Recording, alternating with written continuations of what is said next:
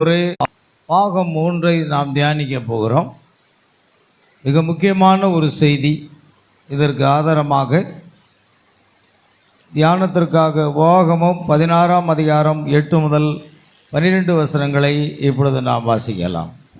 நீ 6 நாளும் புளிப்பில்லாத அப்பம் புசிக்க வேண்டும். 7ஆம் நாள் உன் தேவனாகிய கர்த்தருக்கு ஆசரிக்கப்படும் நாளாயிருக்கும். அதிலே யாதொரு வேலையும் செய்ய வேண்டாம். 7 வாரங்களை எண்ணுவாயாக. அறுப்பு அறுக்க தொடங்கும் காலம் முதல் நீ அந்த 7 வாரங்களையும் எண்ண வேண்டும். அவைகள் முடிந்த போது வாரங்களின் பண்டிகையை உன் தேவனாகிய கர்த்தருக்கென்று ஆசரித்து, உன் தேவனாகிய கர்த்தர் உன்னை ஆசீர்வதித்ததற்கு தக்கதாய் உன் கைக்கு நேர்ந்த மனப்பூர்வமான காணிக்கையாகிய பகுதியை செலுத்தி, உன் தேவனாகிய கர்த்தர் தமது நாமம் விளங்கும்படி தெரிந்து கொள்ளும் ஸ்தானத்திலே நீயும் உன் குமாரனும் உன் குமாரத்தியும் உன் வேலைக்காரனும் உன் வேலைக்காரியும் உன் வாசலில் இருக்கிற லேவியனும் உன்னிடத்தில் இருக்கிற பரதேசியும் திக்கற்ற பிள்ளையும் விதவையும் உன் தேவனாகிய கர்த்தருடைய சந்நிதியில் சந்தோஷப்பட்டு, நீ எகிப்தில் அடிமையாக இருந்ததை நினைத்து இந்த கட்டளைகளை கை கொண்டு இவைகளின்படி செய்ய கடவாய். ஆமேன். வாசிக்கப்பட்ட வேத வசனங்களை கர்த்தர் தாமே ஆசீர்வதிப்பாராக. நாம் ஒரு பாடலை பாடி நாம் ஜெபிக்க போகிறோம். Praise Lord Jesus.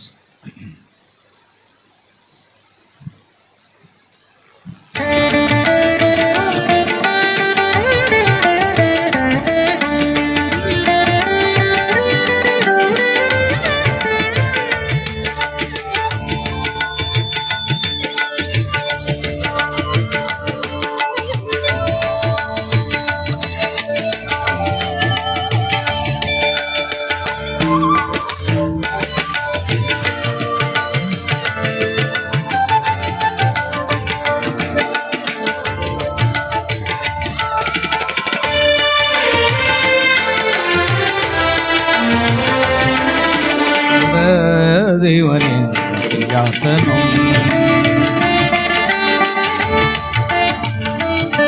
உன்னத தேவனின் சிங்காசனம், உயர்ந்த தேவனின் திருவாசனம், உயர்ந்த தேவனின் திருவாசனம்,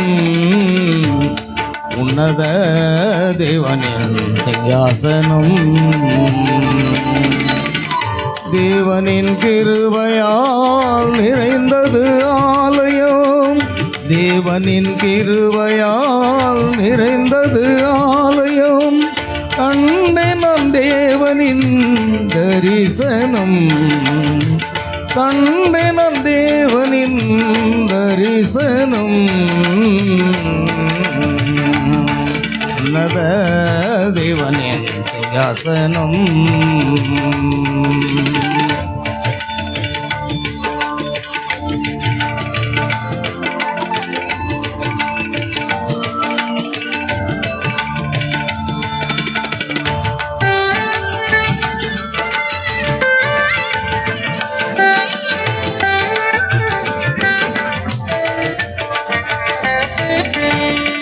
சேராபீன்கள் அவரின் மேலே நிற்க, செட்டைகளால் முகத்தை மூடி நிற்க,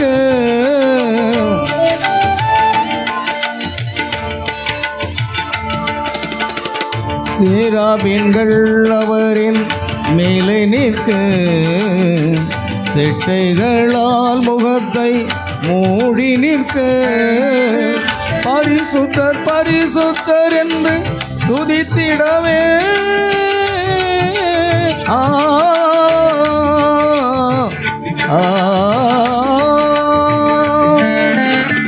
பரிசுத்தர் பரிசுத்தர் என்று துதித்திடவே, தேவாலயம் மகிமையால் நிறைந்ததுவே, தேவாலயம் மகிமையால் நிறைந்ததுவே.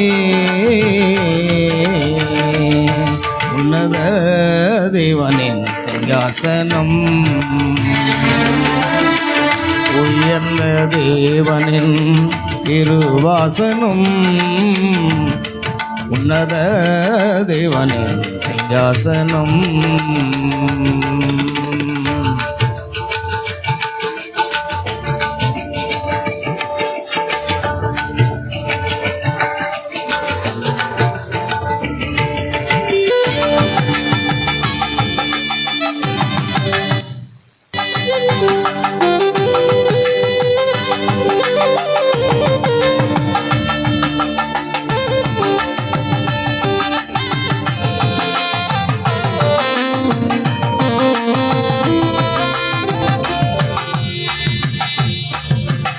குத்து விளக்குகளின் மத்தியிலே நிலையங்கி போர்க்கற்றை தரித்தவரே,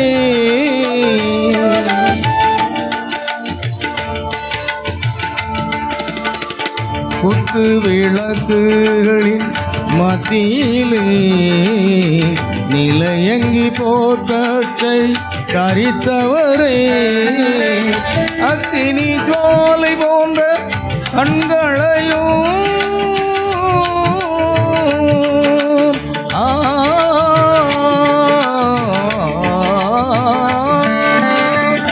அக்கினி ஜுவாலை போன்ற கண்களையும் வெண்மையான சிரசும் கண்டு அணிந்திடுவேன், வெண்மையான சிரசும் கண்டு அணிந்திடுவேன். உன்னத தேவனே சிங்காசனம்.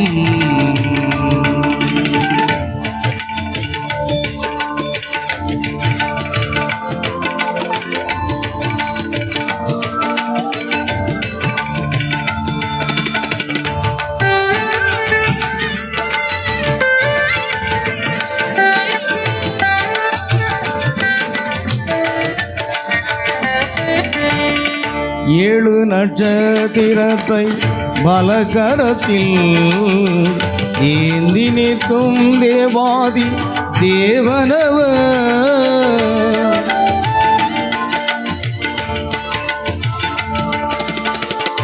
ஏழு நட்சத்திரத்தை பலகரத்தில் ஏந்தி நிற்கும் தேவாதி தேவனவர், வெண்கல பாதங்களை உடையவரை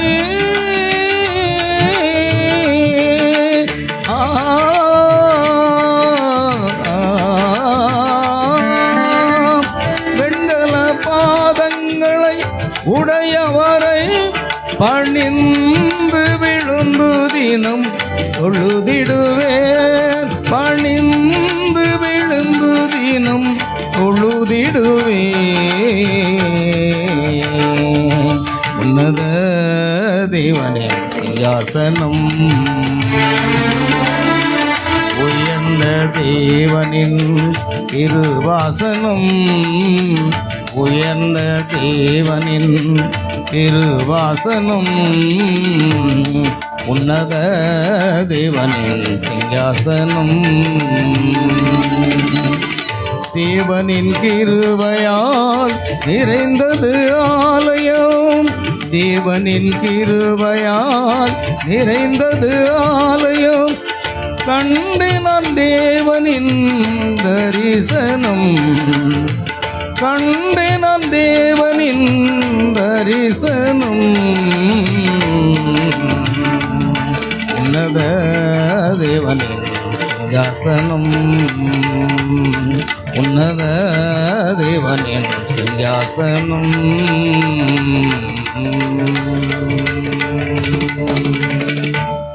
செபிப்போம். அன்பின் பரலோக பிதாவே, ஆசீர்வதிக்கப்பட்ட அந்த அருமையான பரிசுத்த உபவாச நாளிலே தேவனுடைய சமூகத்தில் வந்து உம்மை துதித்து உம்மை பாடி உம்மை ஆராதித்து மகிமைப்படுத்தவும் அநேக ஜெப குறிப்புகளுக்காக நாங்கள் ஜெபிக்க முடியும். கர்த்தர் தந்த கிருபைக்காக ஸ்தோத்திரம். ஜெபத்தை கேட்கிறவரே, மாம்சமான யாவரும் இடத்தில் வருவார்கள் என்று சொல்லி அநேக காரியங்களுக்காக நாங்கள் ஜெபித்தோம். கர்த்தர் எங்கள் ஜெபத்தை கேட்டு ஒவ்வொருவருக்கும் சுகத்தையும் பலத்தையும் நீர் கொடுத்ததற்காக நன்றி செலுத்துகிறோம். எங்கள் கர்த்தராகிய இயேசு கிறிஸ்துவின் நாமத்தினாலே கர்த்தாவே சோத்திரிக்கிறோம். இப்பொழுதும் வாசிக்கப்பட்ட அந்த வேத வசனங்களுக்காக ஜெபிக்கிறோம். கர்த்தராகிய இயேசு கிறிஸ்து தாமே வாசிக்கப்பட்ட ஒவ்வொரு வசனங்களையும் அபிஷேகித்து ஆண்டவரே அபிஷேகப்பட்ட அடியனை ஆண்டவர் மூலமாக உம்முடைய வார்த்தை வெளிப்படுத்தி தார். பேசுகிறவர் நீங்கள் இல்ல, பரிசுத்த ஆவியானவர் பேசுகிறார் என்ற வார்த்தையின்படியே பரிசுத்த ஆவியானவர் அடியனுடைய நாவுகளை பிடித்து கொண்டு பேசும். அதை கேட்க போகிற நம்முடைய பிள்ளைகள் ஆசீர்வதிக்கப்பட கிருபை செய்வீராக. கர்த்தருக்கென்று நம்முடைய பிள்ளைகள் கொடுத்த காணிக்கைகள் தசமபாகங்கள் எல்லாவற்றையும் வானத்தின் பலங்களை திறந்து இடங்களாமற் போக நம்முடைய ஆசீர்வாதங்களை கட்டளையிடுவீராக. வேத வசனங்களை வாசித்த நம்முடைய மகளை ஆசீர்வதியும். வந்திருக்கிற ஒவ்வொரு தேவ பிள்ளைகளை ஆசீர்வதிப்பீராக. சகல துதி கனமையுமே ஆவற்று உமக்கு செலுத்துகிறோம். எங்கள் கர்த்தராகிய இயேசு கிறிஸ்துவின் நாமத்தில் கேட்கிறோம் பிதாவே, ஆமென். நாமக்கார்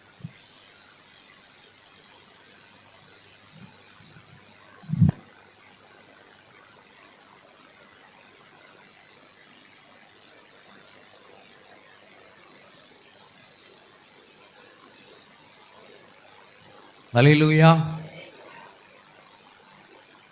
நாம் வாசித்த அந்த பகுதியில் உபாகமும் 16ஆம் அதிகாரத்தை ஒரு முக்கியமான ஒரு அதிகாரம். நாம் எங்கு ஆராதனை செய்ய வேண்டும், எங்கு பலி செலுத்த வேண்டும், யாருக்கு பலி செலுத்த வேண்டும் என்பதை குறித்து மிகவும் தெளிவாக சொல்லப்பட்ட ஒரு அதிகாரம் உபாகமும் 16ஆம் அதிகாரம். நாம் ஏற்கனவே 2 வாரம் அதை தியானித்து விட்டோம். 3ஆவதாக, நீ 6 நாளும் புளிப்பில்லாத அப்பம் புசிக்க வேண்டும். 7ஆம் நாள் உன் தேவனாகிய கர்த்தருக்கு ஆசரிக்கப்படும் நாளாக இருக்கும். அதில் யாதொரு வேலையும் செய்ய வேண்டாம். வேலை செய்யாமல் ஓய்ந்திருக்கக்கூடிய ஒரு நாள் சனிக்கிழமை. இன்றைக்கும் கிறிஸ்தவத்தில் அநேக பிரிவுகள் இருக்கிறது.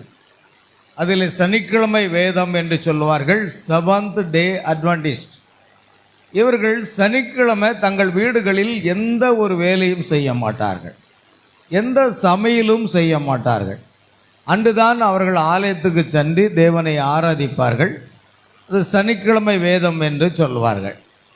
அவர்கள் பழைய ஏற்பாட்டில் முற்பிதாக்களுடைய முன்னோர்களுடைய நியாயப்பிரமாணத்தை கை கொள்ளக்கூடியவர்களாக இருக்கிறார்கள். ஆனால் நாமோ புதிய ஏற்பாடு என்று சொல்லப்படுகிற இந்த இயேசு கிறிஸ்துவின் கிருபையின் மூலமாக கொண்டு வரப்பட்ட அந்த சபையினுடைய வெளிப்படுத்துதல், வேத வசனங்களை நாம் உடையவர்களாக, விசுவாசத்தை உடையவர்களாக இருக்கிறபடியினால் இந்த சனிக்கிழமை என்று சொல்லப்படுகிற அந்த ஓய்வு நாளை நாம் கை கொள்ள வேண்டிய அவசியம் இல்லை. அது பழைய ஏற்பாட்டில் யூதர்களுக்காக கொடுக்கப்பட்ட நியாயப்பிரமாணம். ஆனால் புதிய ஏற்பாட்டில் இன்றைக்கு நாம் எதை ஆசரிக்க வேண்டும் என்றால் ஞாயிற்றுக்கிழமை என்பது, அதுதான் வாரத்தின் 1ஆம் நாள். வாரத்தின் 1ஆம் நாள் தான் இயேசு கிறிஸ்து மரித்தோரிலிருந்து உயிரோடு எழுந்தார். அவர் உயிரோடு எழுந்த நாள் தான் ஞாயிற்றுக்கிழமை. அதனால தான் நாம் ஞாயிற்றுக்கிழமை ஆலயத்துக்கு சென்று தேவனை நாம் துதித்து பாடி ஆராதித்து அவருடைய வார்த்தை கேட்கிறோம். அல்லேலூயா. கர்த்தருக்கு மகிமை உண்டாகட்டும். பாருங்கள் பிரியமானவர்களே, அது பழைய ஏற்பாட்டு பிரமாணம் நமக்கு இல்லை, நம்ம கிருபைக்குள்ளே வந்திருக்கிறோம். 7 வாரங்களை எண்ணுவாயாக. அறுப்பு அறுக்க தொடங்கும் காலம் முதல் நீ அந்த 7 வாரங்களையும் எண்ண வேண்டும். தானியேல் 70 வாரம் என்ற செய்திக்கு நம்ம போகணும்னா 7 7 49 ஆண்டுகள். கிட்டத்தட்ட இஸ்ரவேல் ஜனங்களுக்கு 70 வாரங்கள் நியமிக்கப்பட்டிருக்கிறது. 70 வாரங்கள் என்பது 490 ஆண்டுகளாக இருக்கிறது. அந்த 490 ஆண்டுகளை நாம் கணக்கீடு செய்தால் கிட்டத்தட்ட நாம் அந்த 70வது வாரத்தின் இறுதியிலே நாம் வாழ்ந்து கொண்டிருக்கிறோம். ஆமென். வாரத்தில் பாதி சென்ற பொழுது மேசியா நமக்காக சிலுவையில் அறையப்பட்டு விட்டார், நமக்காக பலியாகி விட்டார். ஆகையால் கடைசி அந்த கிருபையின் காலம் முடிவடையக்கூடிய நேரத்தில் நாம் இருக்கிறோம். ஆமென். அந்த 70வது வாரம் கடைசி துவங்கும் பொழுது பிரஜாதி மணவாட்டி இந்த உலகத்திலிருந்து ஆகாயத்தில் பரலோகத்துக்கு எடுத்துக்கொள்ளப்படுவார்கள். யூதர்களுக்கு, இஸ்ரவேலர்களுக்கு மறுபடியும் என்ன உண்டாகும்? ரட்சிப்பு வருகிறது. அது முன்குறிக்கப்பட்ட 1,44,000 பேர். ஆகையால் இந்த வருகையும் அந்த வருகையும் என்ன செய்யக்கூடாது? சேர்த்து விடக்கூடாது என்பதிலே நாம் கவனமாக இருக்க வேண்டியது அவசியம். சரி, இப்பொழுது நாம் போகலாம். வார்த்தை, அவைகள் முடிந்தபோது வாரங்களின் பண்டிகை உன் தேவனாகிய கர்த்தருக்கு என்று ஆசரித்து, உன் தேவனாகிய கர்த்தர் உன்னை ஆசீர்வதித்ததற்கு தக்கதாய் உன் கைக்கு நேர்ந்த மனப்பூர்வமான காணிக்கையாகிய பகுதியை செலுத்தி, உன் தேவனாகிய கர்த்தர் தமது நாமம் விளங்கும்படி தெரிந்து கொள்ளும் ஸ்தானத்திலே, அல்லேலூயா, நாம் எங்கு காணிக்கை செலுத்த வேண்டியவர்களாக இருக்கிறோம்? ஆமென். பாருங்கள், தேவன், உன் தேவனாகிய கர்த்தர் உன்னை ஆசீர்வதித்ததற்கு தக்கதாய் உன் கைக்கு நேர்ந்த மனப்பூர்வமான காணிக்கையாகிய அந்த பகுதியை செலுத்த வேண்டும். அது எங்கு செலுத்த வேண்டும்? உன் தேவனாகிய கர்த்தர் தமது நாமம் விளங்கும்படி தெரிந்து கொள்ளப்பட்ட அந்த ஸ்தானத்திலே நீயும் உன் குமாரனும் உன் குமாரத்தியும் உன் வேலைக்காரனும் உன் வேலைக்காரியும் உன் வாசல்களில் இருக்கிற லேவியனும் உன்னிடத்தில் இருக்கிற பரதேசியும் திக்கற்ற பிள்ளையும் விதவையும் உன் தேவனாகிய கர்த்தருடைய சந்நிதியில் சந்தோஷப்பட்டு, ஆமென், நீ எகிப்தில் அடிமையாய் இருந்ததை நினைத்து இந்த கட்டளைகளை கை கொண்டு இவைகளின்படி செய்ய கனவாய். ஆமென். பாருங்கள், தேவனுக்கென்று காணிக்கையை செலுத்தக்கூடிய ஒரு இடம் இருக்கிறது. எல்லா இடங்களிலும் பலி செலுத்தி விட முடியாது, எல்லா இடங்களிலும் காணிக்கையை செலுத்தி விட முடியாது. அல்லேலூயா. அதை செலுத்துவதற்கென்று ஒரு இடத்தை தேவன் நியமித்து வைத்திருக்கிறார். அதுதான் அவருடைய நாமம் விளங்கும்படி தெரிந்து கொள்ளப்பட்ட அந்த ஸ்தானம். ஆமென். பாருங்கள், அதை மிக கவனமாக இருங்கள். ஆகையால் பிரியமானவர்களே, கர்த்தர் தமது நாமம் விளங்கும்படி தெரிந்து கொள்ளும் ஸ்தானத்திலே பஸ்காவை பலியுடனே புளிப்புள்ள அப்பம் புசியாமல் என்று நாம் பார்க்கிறோம். பலியில் அது எதற்கு மாதிரியாக இருக்கிறது? அது பாருங்கள், அதை மாற்றப்பட்டு விட்டது. 3வது பாகம் தானா? இல்லையே, இது ஏற்கனவே பார்த்துட்டோம். அந்த கொள்கையோடு கலக்க வேண்டாம் என்று பார்த்தோம். 206வது பத்தி கொண்டு போம். பத்தி 206.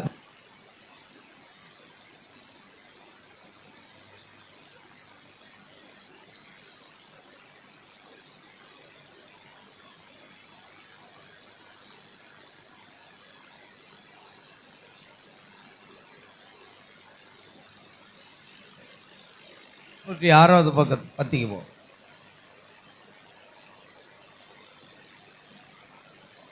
போட்டு வரணும்.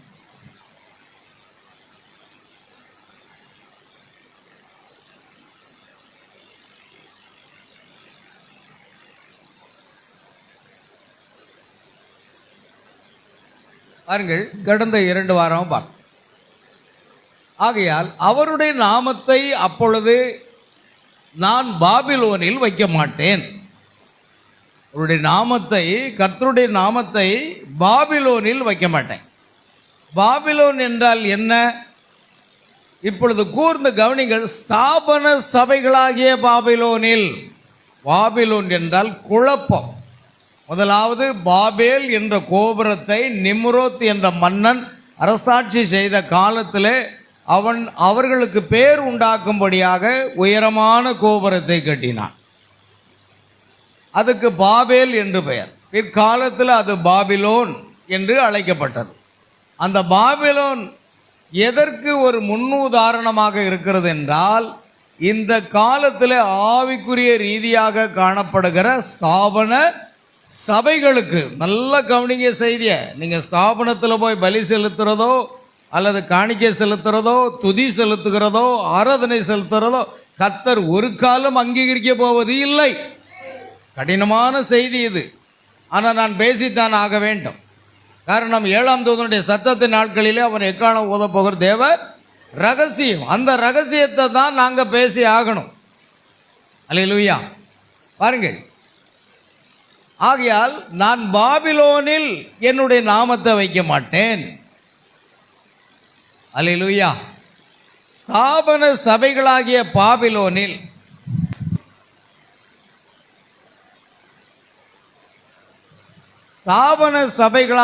பாபிலோனில் அவர் தம்முடைய பெயரை வைக்க முடியாது. பாருங்க, எங்க அங்கே பெயர் இருக்கிறதா? வாய்த்திரம் சொல்லுங்க. எந்த ஸ்தாபன சபையில் கர்த்தராகிய இயேசு கிறிஸ்துவினுடைய பெயர் இருக்கிறது? இல்லை. அவர்கள் பிதா, குமாரன், பரிசுத்த ஆவி என்ற பட்ட பெயர்களை உடையவர்களாக இருக்கிறார்கள். நாமோ நம்முடைய கர்த்தராகிய இயேசு கிறிஸ்துவின் மகிமையின் சபை என்று பெயர் வைத்திருக்கிறோம்.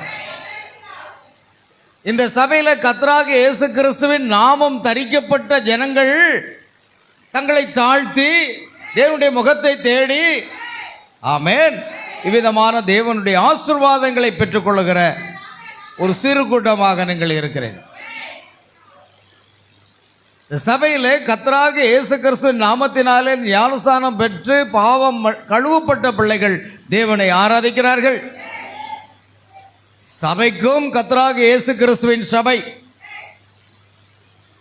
சபை விசுவாசிகளும் கர்த்தராகிய இயேசு கிறிஸ்துவின் நாமத்தை தரித்தவர்கள். அங்குதான் ஆராதனை செய்யப்பட வேண்டும். ஆராதனை செய்வதற்கு ஒரு ஸ்தலம் இருக்க வேண்டும். தீர்க்கதரிசி பிரணாம் சொல்லுகிறார், நீங்கள் ஒவ்வொரு வாரமும் தவறாமல் ஆராதனை செய்வதற்கு ஒரு சபையை தெரிந்து கொள்ள வேண்டும். அந்த சபை கர்த்தராகிய இயேசு கிறிஸ்துவின் நாமம் விளங்கும்படி தெரிந்து கொள்ளப்பட்ட ஒரு ஸ்தானமாக இருக்க வேண்டும். அங்கு சென்று நீங்கள் தேவனை என்ன செய்ய வேண்டும்? நீங்கள் ஆராதனைக்கு செய்யலாமல் வீடுகளில் உட்கார்ந்து கொண்டிருப்பீர்களானால் தேவனுடைய வார்த்தையை நீங்கள் மீறுகிறீர்கள் என்று அர்த்தமாகிறது. ஆமென். ஆகையால் ஸ்தாபன சபைகளாகிய பாபிலோனில் அவர் தம்முடைய பெயரை வைக்க முடியாது. அவர்கள் அவர் பெயரை அங்கே வைக்கிறார்கள், ஆனால் அது ஒருபோதும் வைக்கவில்லை. பாருங்கள், நான் உன்னை சந்தித்து உன் பலியை ஏற்றுக்கொள்ளும் ஸ்தானம் நான் என் நாமத்தை விளங்க செய்யும் ஒரு ஸ்தானமாகும். நாம வைக்கலாம் பேரு, ஆனால் தேவன் அவருடைய நாமம் விளங்கும்படி தெரிந்து கொள்ளப்பட்ட ஒரு ஸ்தானத்தை அவர் ஏற்படுத்துகிறார். அந்த ஸ்தானத்தில் தான் நாம் செய்ய முடியும்.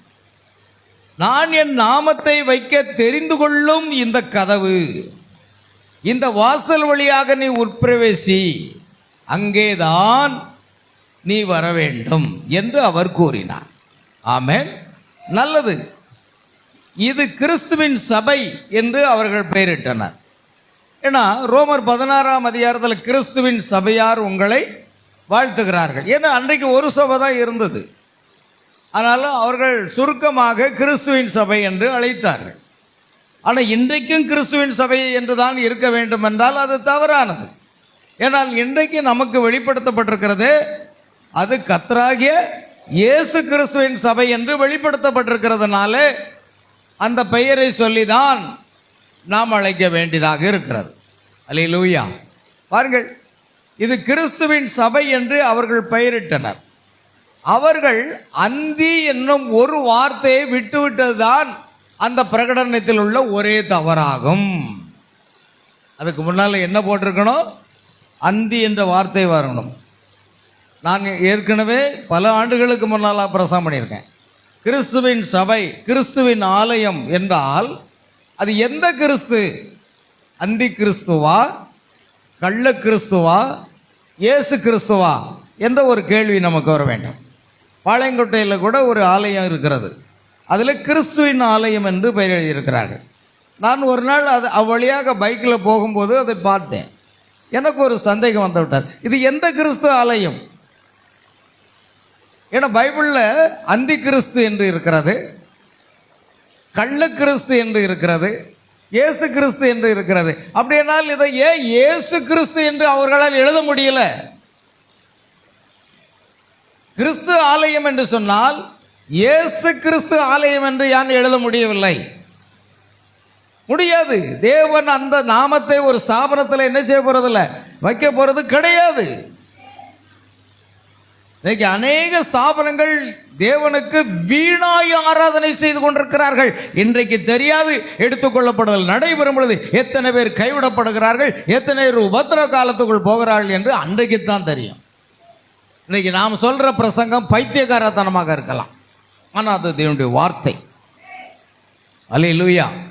பாருங்கள், அழகா சொல்றாரு பாருங்க, இயேசு கிறிஸ்துவின் சபை என்று பெயர் வைத்திருக்கலாம், ஏன் அந்திங்கிற வார்த்தையை மட்டும் விட்டுட்டீங்க?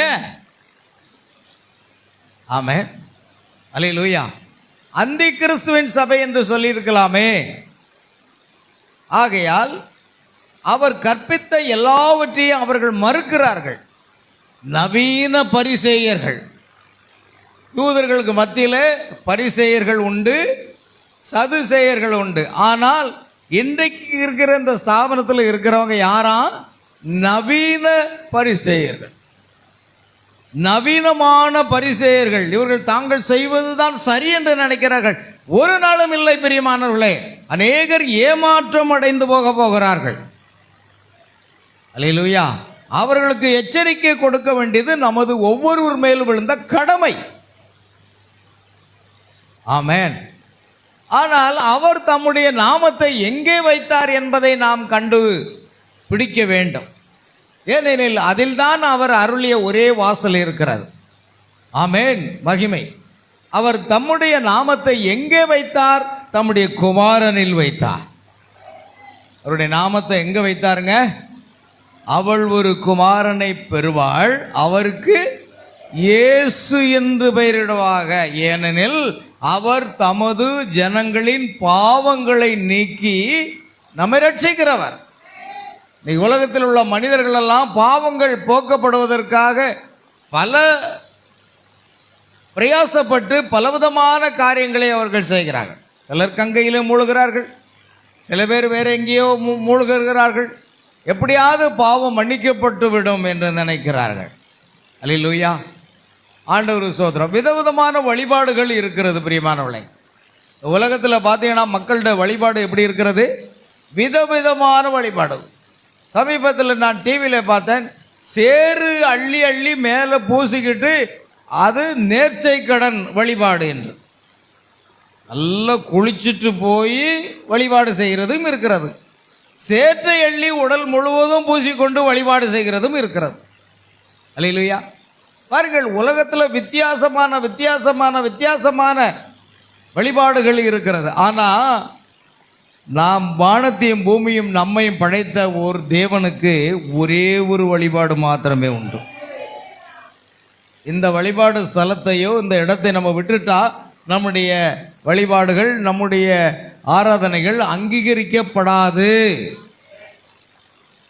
ஆமென். ஆகையால் அவர் அருளிய ஒரே வாசல் தான் இருக்கிறது. அவர் தம்முடைய நாமத்தை எங்கே வைத்தார் என்றால் தம்முடைய குமாரனில் வைத்தார். ஓ சகோதரர் பிரணாமே, ஒரு நிமிடம் இப்பொழுது பாருங்கள், அது குமாரனாகும், பிதாவல்ல என்று நீங்கள் கூறுகிறீர்கள். ஒவ்வொரு காரியத்திலும் தன்னுடைய தகப்பனுடைய பெயரை குமாரன் எப்பொழுதும் எடுத்துக்கொள்கிறான். என் தகப்பனுடைய பெயர் பிரன்காம் ஆக இருந்ததால் நான் இந்த பூமிக்கு பிரண்ணாம் என்ற நாமத்தில் வருகிறேன். நம்ம சபையில் இருந்து ஒரு சகோதரர் போயிட்டார், நல்ல கிராஜுவேட், நல்லா படித்திருக்கிறார், ஒரு பெரிய கல்லூரியில் அவர் பேராசிரியராக பணியாற்றி வருகிறார்.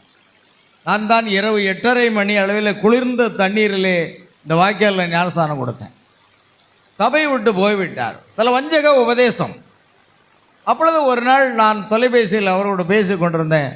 என்னப்பா நீ புதிய ஒரு நாமம்னு சொல்கிறியாமே, அது என்ன நாமம் அப்படின்னு கேட்டேன். அது சிரித்து கொண்டே சொன்னார், பிரன்காம் தான் புதிய நாமம். என்னதான்? ஞானிகளுக்கும் கல்விமான்களுக்கும் தேவன் என்ன செய்கிறார்? மறைத்து விடுகிறார். ஒருவேளை என் குடும்பத்தார் என்னை எப்படியாவது டாக்டர் படிக்க வைக்க வேண்டும் நினைத்தார்கள். நான் படிக்கிற காலத்தில் ஈஸியாக படிக்கலாம், நீட் தேர்வும் கிடையாது, ஒன்றும் கிடையாது. அல்லேலூயா. ரொம்ப ஈஸியாக உடனே கிடச்சிரும் இடம். ஏன்னா நான் சொல்கிற கிட்டத்தட்ட 30-40 வருடங்களுக்கு முன்பாக. ஆமேன். அல்லேலூயா. ஆனால் எங்கள் குடும்பத்தில் நீ ஒருவனாவது டாக்டருக்கு படிக்க வைக்க வேண்டும் என்று அவர்கள் விரும்பினார்கள். ஆனால் தேவனோ அவருடைய சித்தம் எதுவோ அதுதான் நடத்துகிறார். அதனால் அதிக கல்வி அறிவு எனக்கு கிடையாது, ஆங்கில புலமை கிடையாது. நான் பிரசங்கிக்க வந்த பிற்பாடு தான் தமிழையே ஒழுங்காக பேச கற்றுக்கொண்டேன்.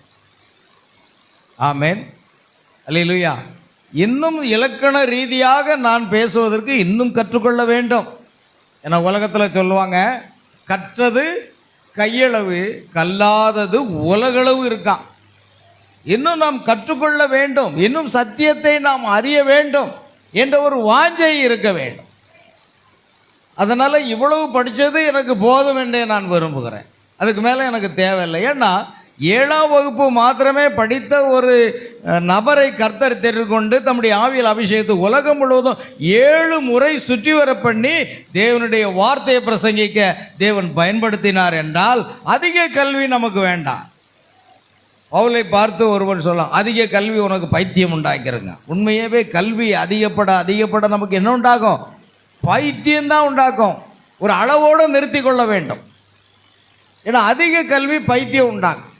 கூடன்குளம் என்ற ஊர் இருக்கிறது, அணுமின் நிலையம். அங்கு தான் நான் ஹைஸ்கூல் படித்து கொண்டிருந்தேன். என்னுடைய பெற்றோர்கள் அங்கே ஆசிரியர்களாக இருந்தார்கள். அங்கு ஒரு நபர் மெண்டல், அதாவது என்ன சொல்லுவோம், கிறுக்கு பிடிச்சி மனநலம் பாதிக்கப்பட்டவர்களாக தெருவில் போனார், வந்தார், இப்படியே அலைஞ்சார். நான் அவரை குறித்து விசாரித்தேன். அவங்க சொன்னாங்க, அவர் படிச்சிருக்கிற படிப்பை பார்த்தீங்கன்னா அப்படிங்கிறார், அந்த அளவுக்கு என்னென்ன டிகிரி வாங்கணுமோ எல்லாமே வாங்கியிருக்கிறார். கல்விமான், பெரிய ஒரு கல்விமான் அவர். ஆனால் கடைசியில் கல்வி கற்க கற்க கற்க என்ன ஆயிட்டு, மனநலம் பாதிக்கப்பட்டு போச்சு. ஏன்னா பைபிளில் இருக்கு தோசம். மனநலம் பாதிக்கப்பட்டவராக தெருவில் தானே புலம்பிக் கொண்டு போய்கொண்டே இருப்பார். ஏன், என்னுடைய குடும்பத்தில் கூட, என்னுடைய தாய் மாமா குடும்பத்தில் அவங்களுக்கு பிறந்த ஒரு பையன் இருந்தான். அவனும் அப்படி தான், எப்பொழுதும் நல்லா படிச்சிருக்கிறான், பெரிய கிராஜுவேட், நல்லா அதிகமாக கல்வி கற்றிருக்கிறான். கடைசியில் பார்த்தீங்கன்னா எப்போ பார்த்தாலும் கம்ப்யூட்டர்லேயே இருப்பான், இரவு பகல கம்ப்யூட்டர். கடைசியில் அவனுக்கு மனநலம் பாதிக்கப்பட்டது.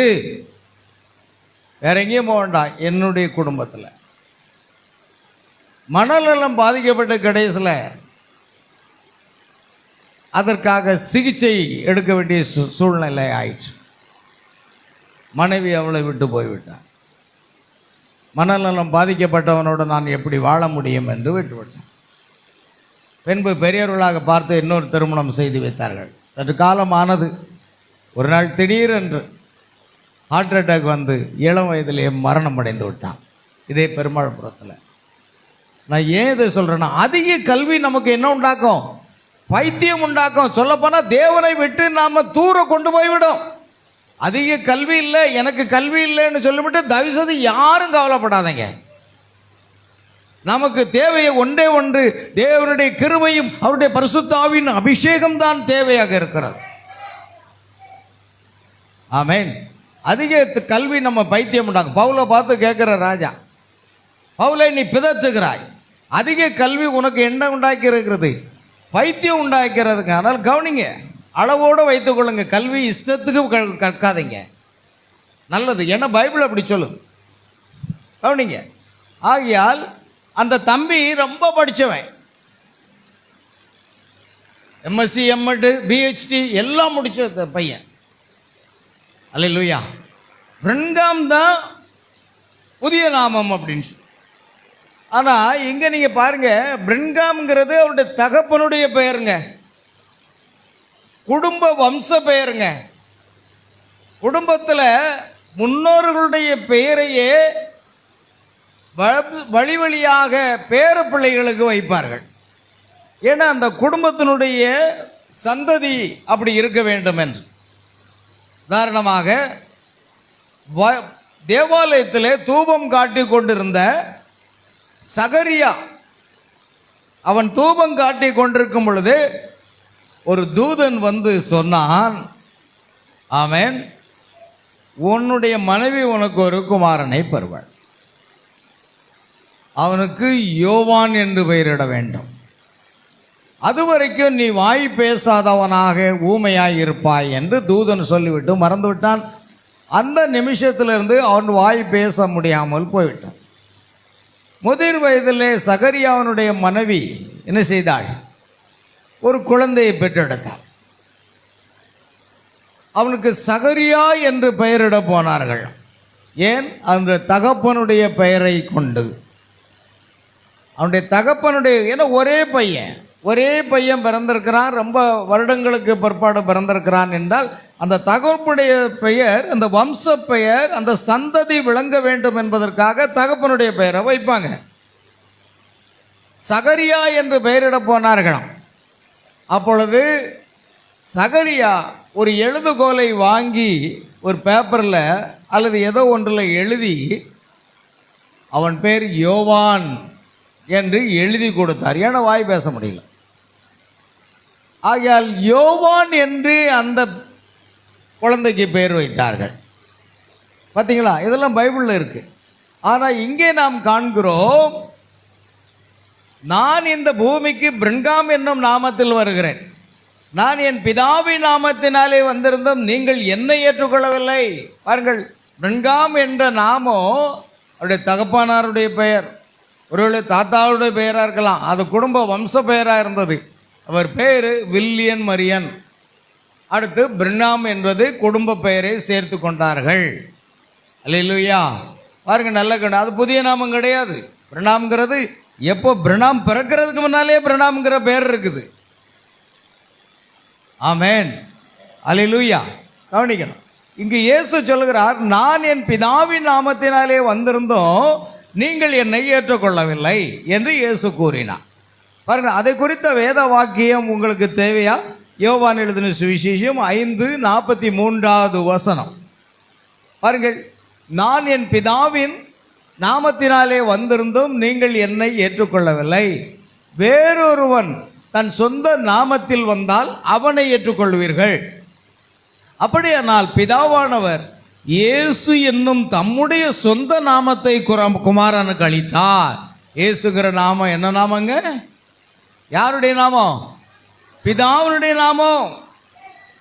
ஆங்கிலத்தில் அருமையாக சொல்ல, I have come in my father's name. நான் எந்த பேரில் வந்திருக்கிறேன்? அப்பாவுடைய பேரில் வந்திருக்கிறேன். அல்லேலூயா. இப்போ என்னுடைய ஆதார் கார்டை எடுத்துக்கிடுங்க, என்னுடைய பேன் கார்டை எடுத்துக்கிடுங்க, எல்லாத்துலேயும் ஸ்டீபன் செபஸ்தியான் என்ற பெயர் இருக்கும். என்னுடைய பேங்க் அக்கௌண்ட் எடுத்துக்கிடுங்க, அதுலேயும் ஸ்டீபன் செபஸ்தியான் தான் இருக்கும்.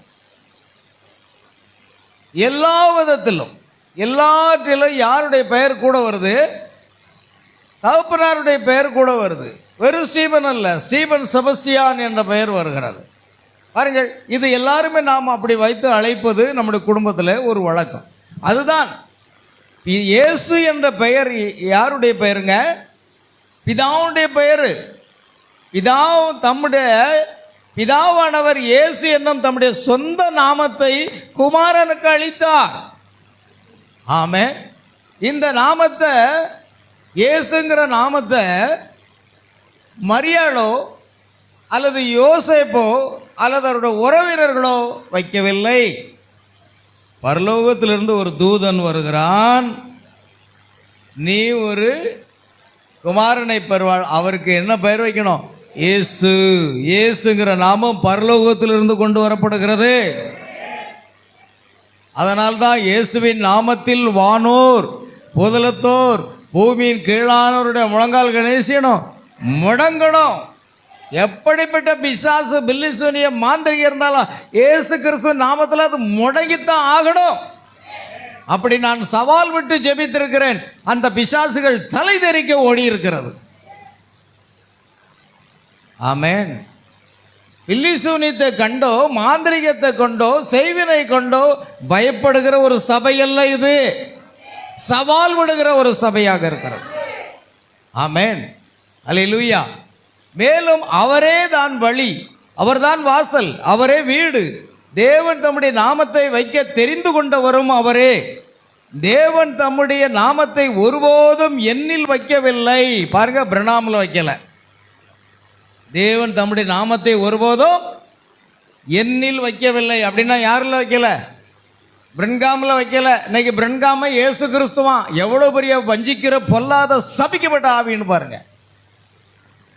ஆமென். தேவன் தம்முடைய நாமத்தை என்னில் வைக்கவில்லை. என் தகப்பனாருடைய நாமத்தை தான் எனக்கு வைக்கப்பட்டிருக்கிறது. ஆனால் இயேசு கிறிஸ்துங்கிற பெயர் எனக்கு என்ன செய்யப்படலை, வைக்கப்படவில்லை. அதனால தான் சகோதரன் பிரணாம் சொல்றாரு, அது சபிக்கப்பட்ட ஆவிங்கிறார். அந்த ஆவியோட யாதொரு தொடர்பும் கொள்ளாதீர்கள்னு சொல்றார். ஆமென், அல்லேலூயா. பாருங்கள், தேவன் தம்முடைய நாமத்தை ஒருபோதும் என்னில் வைக்கவில்லை. அவர் அதை ஒருபோதும் ஒரு சபையில் வைக்கவில்லை. அவர் அதை ஒருபோதும் மெதடிஸ்ட், பாப்டிஸ்ட், கத்தோலிக்க சபைகளில் வைக்கவே இல்லை. ஆனால் அபிஷேகம் பண்ணப்பட்ட இம்மானுவேலாகிய கிறிஸ்துவிலே அதை வைத்தார். அபிஷேகம் பண்ணப்பட்டவராகிய கிறிஸ்துவில் தான் அந்த நாமத்தை வைத்தார். அதனால தான் கிறிஸ்து இயேசு என்று அழைக்கப்பட்டார். கர்த்தராகிய இயேசு கிறிஸ்து என்று அழைக்கப்பட்டார். அல்லேலூயா. பாருங்கள், மேலும் நாமமானது வார்த்தையானவரில் இருக்கிறது, ஏனெனில் அவரே வார்த்தையாக இருக்கிறார். ஆமென். அப்படியானால் அவர் என்னவாக இருக்கிறார்? வியாக்கியானம் செய்யப்பட்ட வார்த்தையே தேவனுடைய நாமத்தின் வெளிப்படுத்தலாகும். ஆச்சரியமில்லை. மாமிசமோ இரத்தமோ இதை உனக்கு வெளிப்படுத்தவில்லை, பிதாவானவரே இதை எனக்கு வெளிப்படுத்தினார். பரலோகத்திற்கு என் பிதாவே நான் யார் என்பதை வெளிப்படுத்தினார். இந்த கல்லின் மேல் நான் என் ஆராதனை ஸ்தானத்தை கட்டுவேன். இந்த கல்லின் மேல் என் சபையை கட்டுவேன், என் ஆராதனை ஸ்தானத்தை கட்டுவேன். பாதாளத்தின் வாசல்கள் அதை அசைத்து கீழே தள்ளி விடுவதில்லை. ஆமென். ஓ தேவனுடைய ஜீவனுள்ள சபையே, இயேசு கிறிஸ்துவில் மாத்திரம் திட அஸ்திபாரம் இட்டு நில். நீங்கள் பாட்டை பாடக்கூடும், ஆனால் நீங்கள் வார்த்தையாக கிறிஸ்துவில் இராவிட்டால் நீங்கள் சரிந்து போகும் மணலின் மீது நிற்கிறீர்கள். என்னுடைய வார்த்தையாகிய கிறிஸ்துவாகிய இந்த கல்லின் மேல், மத்தேயு 16, 17, 18, இந்த கல்லின் மேல் ஐ பில்ட் இன் மை சர்ச், நான் என் சபையை கட்டுவேன். அந்த சபைக்கு என்ன பெயர் இருக்கணும்? கர்த்தராகிய இயேசு கிறிஸ்துவின் சபை என்று இருக்க வேண்டும். அல்லேலூயா. பாருங்கள், வார்த்தையாகிய கிறிஸ்து, அங்குதான் அவருடைய நாமத்தை வைத்தார். அவர் லுத்தரன் செய்தியை கட்டினார். பாருங்கள், அது ஒருவருக்கு இந்த வார்த்தையாகிய அந்த கன்மலை மத்திய 7ஆம் அதிகாரத்தில் அது இருக்கிறது. பாருங்கள், நான் சொன்ன இந்த வார்த்தைகளை கேட்டு அதன் மேல் கட்டுகிறவன், மத்திய 7 என்று நினைக்கிறேன். நான் சொல்லிய இந்த வார்த்தைகளை கேட்டு, நான் சொல்லிய இந்த வார்த்தைகளை கேட்டு இவைகளின்படி செய்யாதிருக்கிறவன் எவனோ அவன் தன் வீட்டை மணலின் மேல் கட்டின புத்தி இல்லாத மனுஷன். தேவனுடைய வார்த்தை. உலகத்தில் பல மதங்கள் இருக்கலாம், பல மதங்களின் நூல்கள் இருக்கலாம், பல போதனைகள் இருக்கலாம். ஆனால் நல்வழிப்படுத்தி பிறர்க்கு தீமை செய்யாமல் பிறர்க்கு நன்மை செய்ய வேண்டும் என்றும் சொல்லக்கூடிய ஒரே ஒரு புஸ்தகம் பரிசுத்த வேதாகமம். ஒரு கன்னத்தில் அடித்தால் மறுகணத்தை நீ காட்டு என்று சொல்லக்கூடியது எந்த மதத்தின் வேதாகமத்திலையும் அந்த நூல்களிலும் இல்லை. ஒரு மதம் ஒரு மதத்தை வெறுக்கிறது, ஒரு மதம் இன்னொரு மதத்தை சேர்ந்தவளை அடிக்கிறது, நொறுக்குகிறது. அப்படி வேதம் சொல்லவில்லை. அதுதான் உன்னதமான ஒரு நூல் என்றால் அது பரிசுத்த வேதாகமம் தான். நானும் பகவத்கீதை படிச்சிருக்கிறேன், குரான் படிச்சிருக்கேன், என்கிட்ட இருக்குது, ரெண்டுமே இருக்குது. பகவத்கீதையும் என்கிட்ட இருக்குது, குரானும் என்கிட்ட இருக்கிறது. உண்மையை சொல்கிறேன், தமிழில் உள்ள குரான் என்கிட்ட இருக்கிறது. அதை வாங்கி வைத்தேன். ஒரு தடவை ஒரு புத்தக கண்காட்சிக்கு போயிருந்தேன். போகும்போது அப்படியே நான் பார்த்துட்டு வரேன், அங்கே குரான் வைக்கப்பட்டிருந்தது. முதலில் குரான் வாங்குபவர்களுக்கு வெறும் 100 ரூபாய் மாத்திரமே. இவ்வளோ பெரிய புக்கு லவக்குன்னு தூக்கிட்டேனே. 100 ரூபா கொடுத்து உடனே வாங்கி பத்திரமா கொண்டு வந்துட்டேன். அல்லேலூயா. அப்போ பாருங்க, அது அது பழைய ஏற்பாடு. பழைய ஏற்பாடு எல்லாமே இருக்கிறது. நேற்று என்னுடைய இஸ்லாமிய நண்பர் திடீரென்று நான் மளிகை கடையில் ஜாமான் வாங்கிட்டு இருந்தேன். காட் பிளஸ் யூ அப்படின்னாரு. நாங்கள் வாக்கிங் போகிறது வழக்கம், கோட்டூரில் இருக்கார். காட் பிளஸ் யூன்னாரு. சந்தோஷம், எப்படி இருக்கீங்க நண்பரேன்னு சொல்லி கேட்டேன். அப்போ அந்த கடைக்காரருக்கு விளக்குறாருக்கு, நாங்கள் தாவூதுன்னு சொல்லுவோம், நீங்கள் தாவீதுன்னு சொல்கிறீங்க. நாங்கள் இப்ராஹிம்னு சொல்லுவோம், நீங்கள் mic mic mic mic off பண்ணியிருக்கா? மைக் ஆஃப் பண்ணிங்க. அல்லேலூயா. கவனிங்க அருமையானவர்களே, எல்லாமே அதுதான், பேர் தான் கொஞ்சம் மாற்றம் இருக்கும். ஏன்னா நம்ம யோவான்னு சொல்கிறோம், கத்தோலிக்க சபையில் ராயப்பர்ன்பாங்க, அவ்வளோதானே. இங்கே பவுல் சொல்கிறோம், அங்கே சின்னப்பர்ன்னு சொல்லுவாங்க. பெயரில் கொஞ்சம் வித்தியாசம் இருக்கலாம், உச்சரிப்பில் வித்தியாசம் இருக்கலாம். அல்லேலூயா. ஆகையால் பிரியமான தேவனுடைய பிள்ளைகளை கவனிங்க. ஆகையால் பெருமழை சொரிந்து பெருமழை வந்து காற்றடித்து அந்த வீட்டின் மேல் மோதியும் அது விழவில்லை, ஏனென்றால் அது கண்மலை மேல் அஸ்திவாரம் போடப்பட்டிருந்தது. நான் சொல்லி இந்த வார்த்தைகளை கேட்டு இவைகளின்படி செய்யாதிருக்கிறவன் எவனோ அவன் தன் வீட்டை மணலின் மேல் கட்டின புத்தி இல்லாத மனுஷனுக்கு ஒப்பிட்டிருக்கான். இன்னைக்கு எந்த ஸ்தாபனம் வார்த்தையின் அடிப்படையில் இருக்கிறது? சொல்லுங்கள், ஒரு ஸ்தாபனத்தை எனக்கு சொல்லுங்க. தேவனுடைய பரிபூர்ண வார்த்தையின் அடிப்படையிலே அந்த சபை கட்டப்பட்டிருக்கிறதா? அப்படின்னா அது மணல் மேல் கட்டப்பட்டிருக்குன்னு அர்த்தம். பாருங்கள், இப்பொழுது நான் ஒரு காரியத்தை கவனிக்கிறேன். இந்த நாட்களிலே அதுதான் காரியம். பிரியமானவர்களே, 1 கொரிந்தியர் 3ஆம் அதிகாரத்தை நாம் எடுத்துக்கொள்ளலாம். 1 கொரிந்தியர் 3ஆம் அதிகாரம் 10 முதல் வாசிக்கலாம். 1 கொரிந்தியர் 3:10. எனக்கு அளிக்கப்பட்ட தேவ கிருபையின்படியே புத்தியுள்ள சிப்பாசரியை போல அஸ்திவாரம் போட்டேன், வேறொருவன் அதன் மேல் கட்டுகிறான், அவனவன் தான் அதன் மேல் இன்ன விதமாய் கட்டுகிறான் என்று பார்க்க கடவன். போடப்பட்டிருக்கிற அஸ்திபாரமாகிய இயேசு கிறிஸ்துவை அல்லாமல் வேறே அஸ்திபாரத்தை போட ஒருவனாலும் கூடாது. ஒருவன் அந்த அஸ்திபாரத்தின் மேல் பொன் வெள்ளி விலையேறப்பெற்ற கல் மரம் புல் வைக்கோல் ஆகிய இவைகளை கட்டினால் அவனனுடைய வேலைப்பாடு வெளியாகும். நாளானது அதை விளங்க பண்ணும், ஏனெனில் அது அக்கினியினாலே வெளிப்படுத்தப்படும். அவனவனுடைய வேலைப்பாடு எத்தன்மை உள்ளதென்று அக்கினியானது பரிசோதிக்கும். அதன் மேல் ஒருவன் கட்டினது நிலைத்தால் அவன் கூலியை பெறுவான்.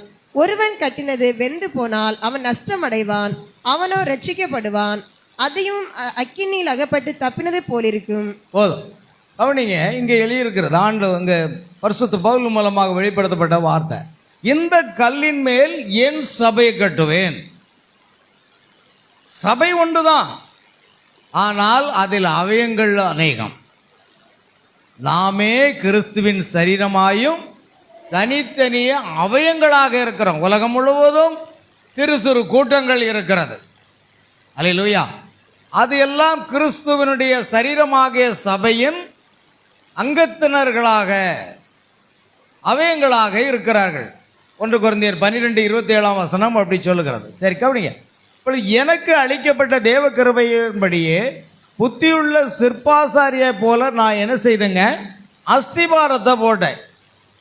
வேறொருவன் அதன் மேல் கட்டுகிறான், அவனவன் தான் அதன் மேல் இன்னவிதமாய் கட்டுகிறான் என்று பார்க்க கடவன்.